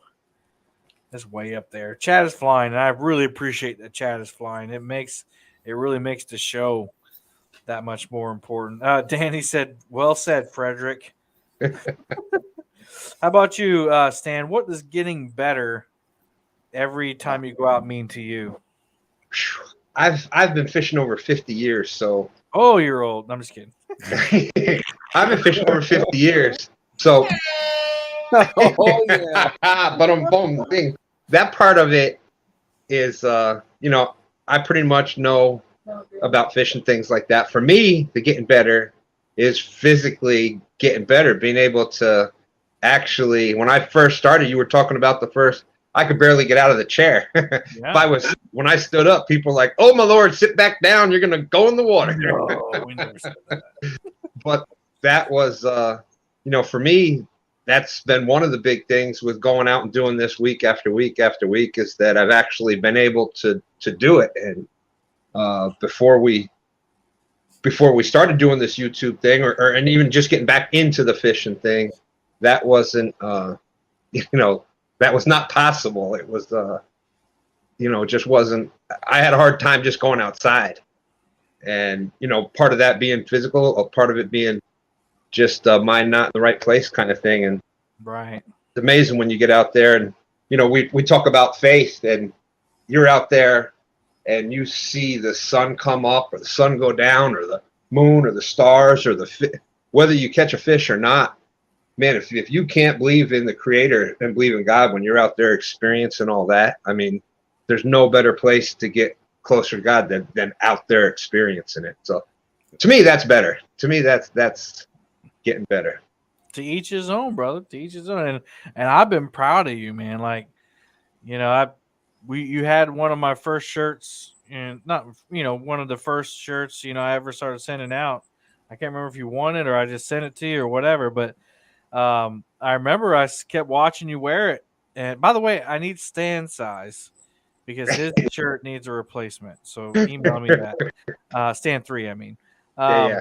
But then I was like, that shirt's way too big for you, dude. And I sent you Yeah. a new one. And Yeah. it looks like that one's getting loose on you. Well, thank you. Yeah, So, we're really proud of you, man. And I know sometimes that can get lost with the drive of YouTube and people with drama and all that. But not that you and I have ever had drama, but no. but just people forget to praise each other. People forget to lift each other up instead of tearing each other down all the time. And so if I hadn't told you recently, man, I know that more than just me are proud of you for the success you've had. And so Thank you. now I'm not talking about catching big fish, but you have. But I'm talking about the weight loss thing is so hard. Mm-hmm. It's so hard. The other thing, I quit smoking. That was really hard. But losing weight is like the number one hardest thing I've ever had to do. So the fact that you're making it look easy, Thank you. need to employ some redneck science into that. Mike, what does getting better each time mean to you? Well, I kind of think that I need to stop trying to do the trying to script things before they happen. Like I go out there and I'm like, all right, we're gonna catch this.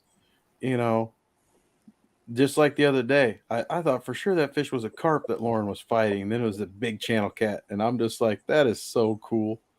I was like, look at me trying to think that it's this and it's that. And now, honestly, too, over the last year, I have tried to help other people take advantage of some situations. Like Stan and Stan 3 have said, hey, man, one of these days we're going to have to learn how to catch some carp because there's some gigantic carp around there. And I'm like, okay, I'll send you some stuff. I was like, you just bolt it right onto your rods that you got right now and go for it. and then they catch a 43-pound grass carp. And even the first one that they caught, Stan 3 sent me a text message. Probably one of my favorite text messages of the last year. He sent me a text message and he said, "I need more of this in my life." And I'm like, that is a serious message. And after that, it was thank you for sending us this stuff works. I'm like, oh yeah, it's gonna work. And the fish was, I don't know, the fish was probably like 12 pounds or something. And then to see them catch that monster on screen, I'm like, maybe I can't help myself all the time, but I can try and help some other people. And I sent some stuff to Art and I sent some stuff to Tom, and I need to get a box out with some carp stuff to Lee Evans because he sees them. And I'm like, hey, if I can see him, I can get him. I was like, but if you can see him, I can help you get him. So it's not that I'm trying to turn everybody into a carp fisherman, I'm just trying to help everybody have a good time. I want them to enjoy themselves. And Kevin's talked about the monsters that he sees swim Oh my around. God. Too. It's going to happen.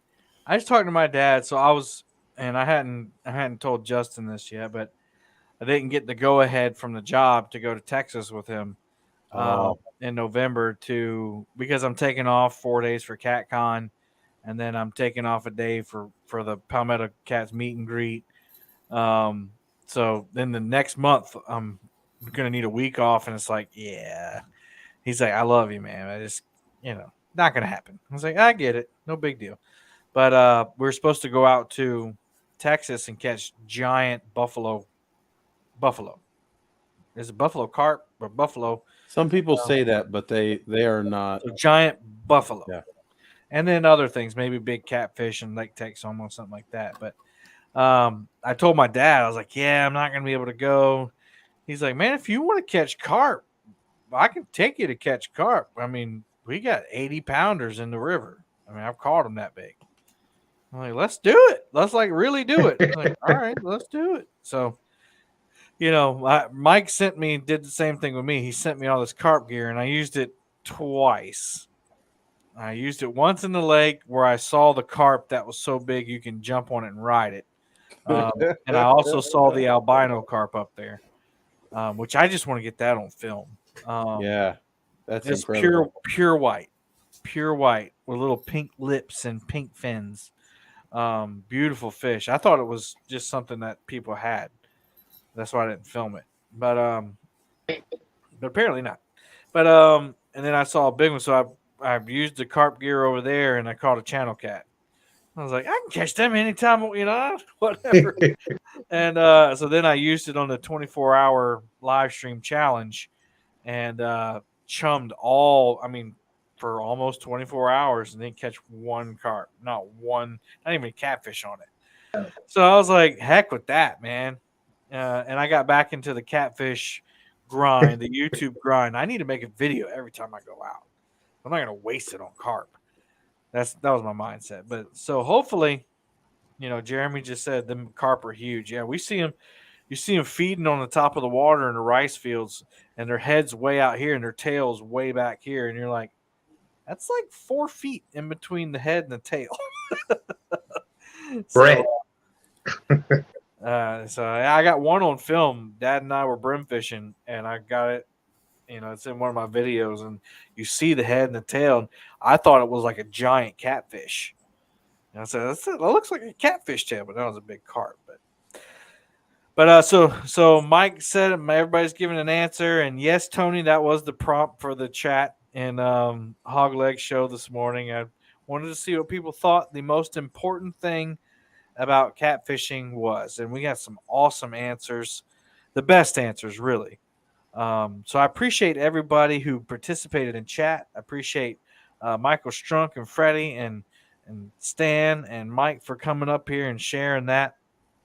Y'all, we've been going for 2 hours, and I think it's time that we call it a night and Kevin gets some din and get some sleepy sleep. But final words, Stan, the mayor, final words. Hey, God bless everybody. Thank you for being out there. Man, I can't tell you how much that the community means to me, and all the friendships that I've met. And you know, you talk about this, and not just fishing, but our fishing family. That's so important. So I just got to say thank you to everybody for making every night, every day, we're all part of each other's lives. So thank you very much. Yep. Freddie. I'd have to agree with Stan, and I'll say we'll hopefully catch you on the water soon. Yep. And make sure you stay tuned for Freddie's rods. I'm sure he'll be putting out lots of information. He said he should have them ready by November. We're Hopefully. hoping mid-November is our estimated time. So, and you can support Freddie with that. I'm sure he's got donation links on his YouTube channel. And hey, big news from YouTube in 2023.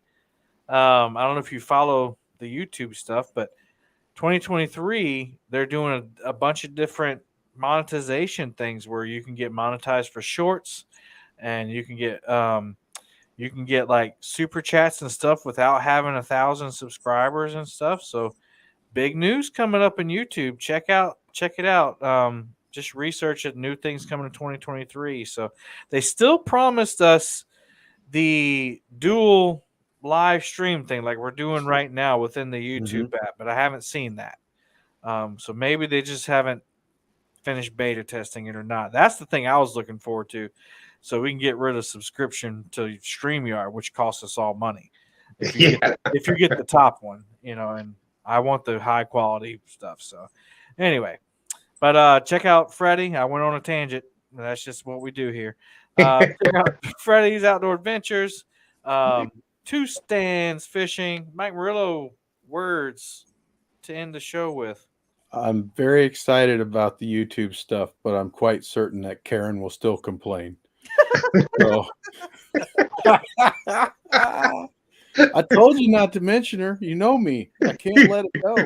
Yeah, so in StreamYard, we have a private chat, and there was may or may not have been a private chat.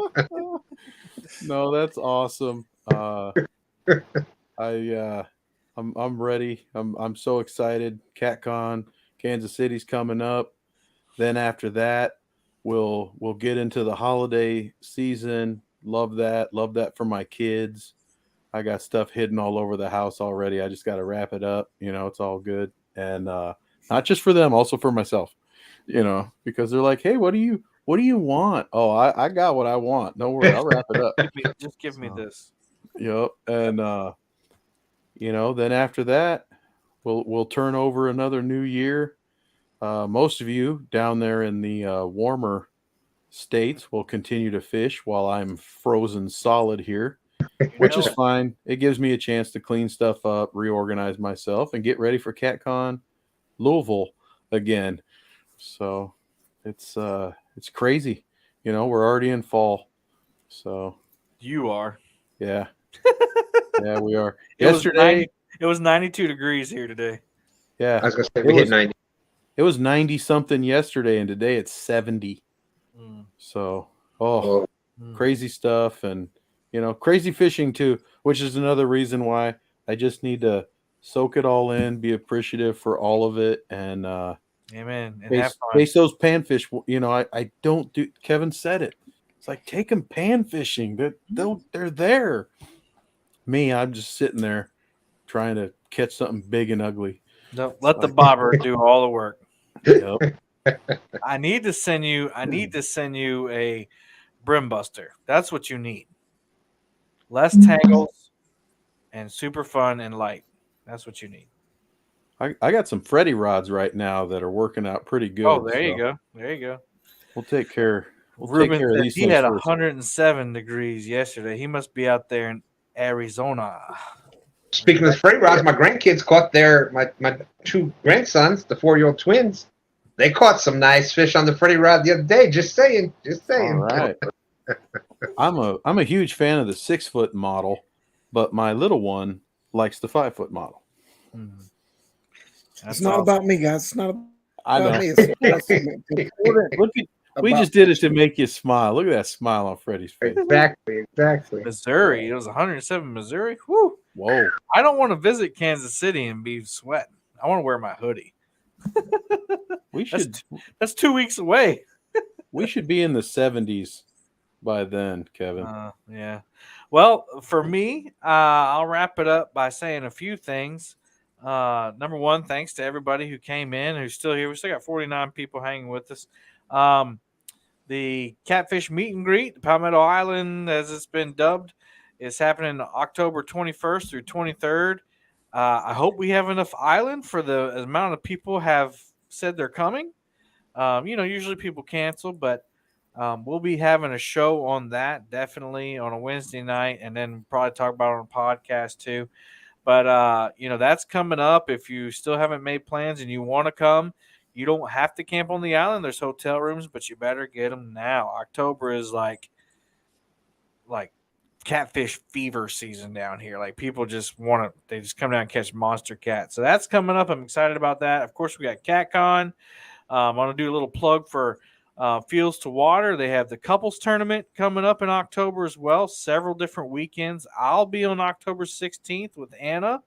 What day will you be on? 16th. 16th with me and Freddie. Yep. Are you doing it? Me and Nina are on the 8th, the very first day. He didn't want no smoke, so I wanted to give y'all something to go for. Someone's got to set the bar.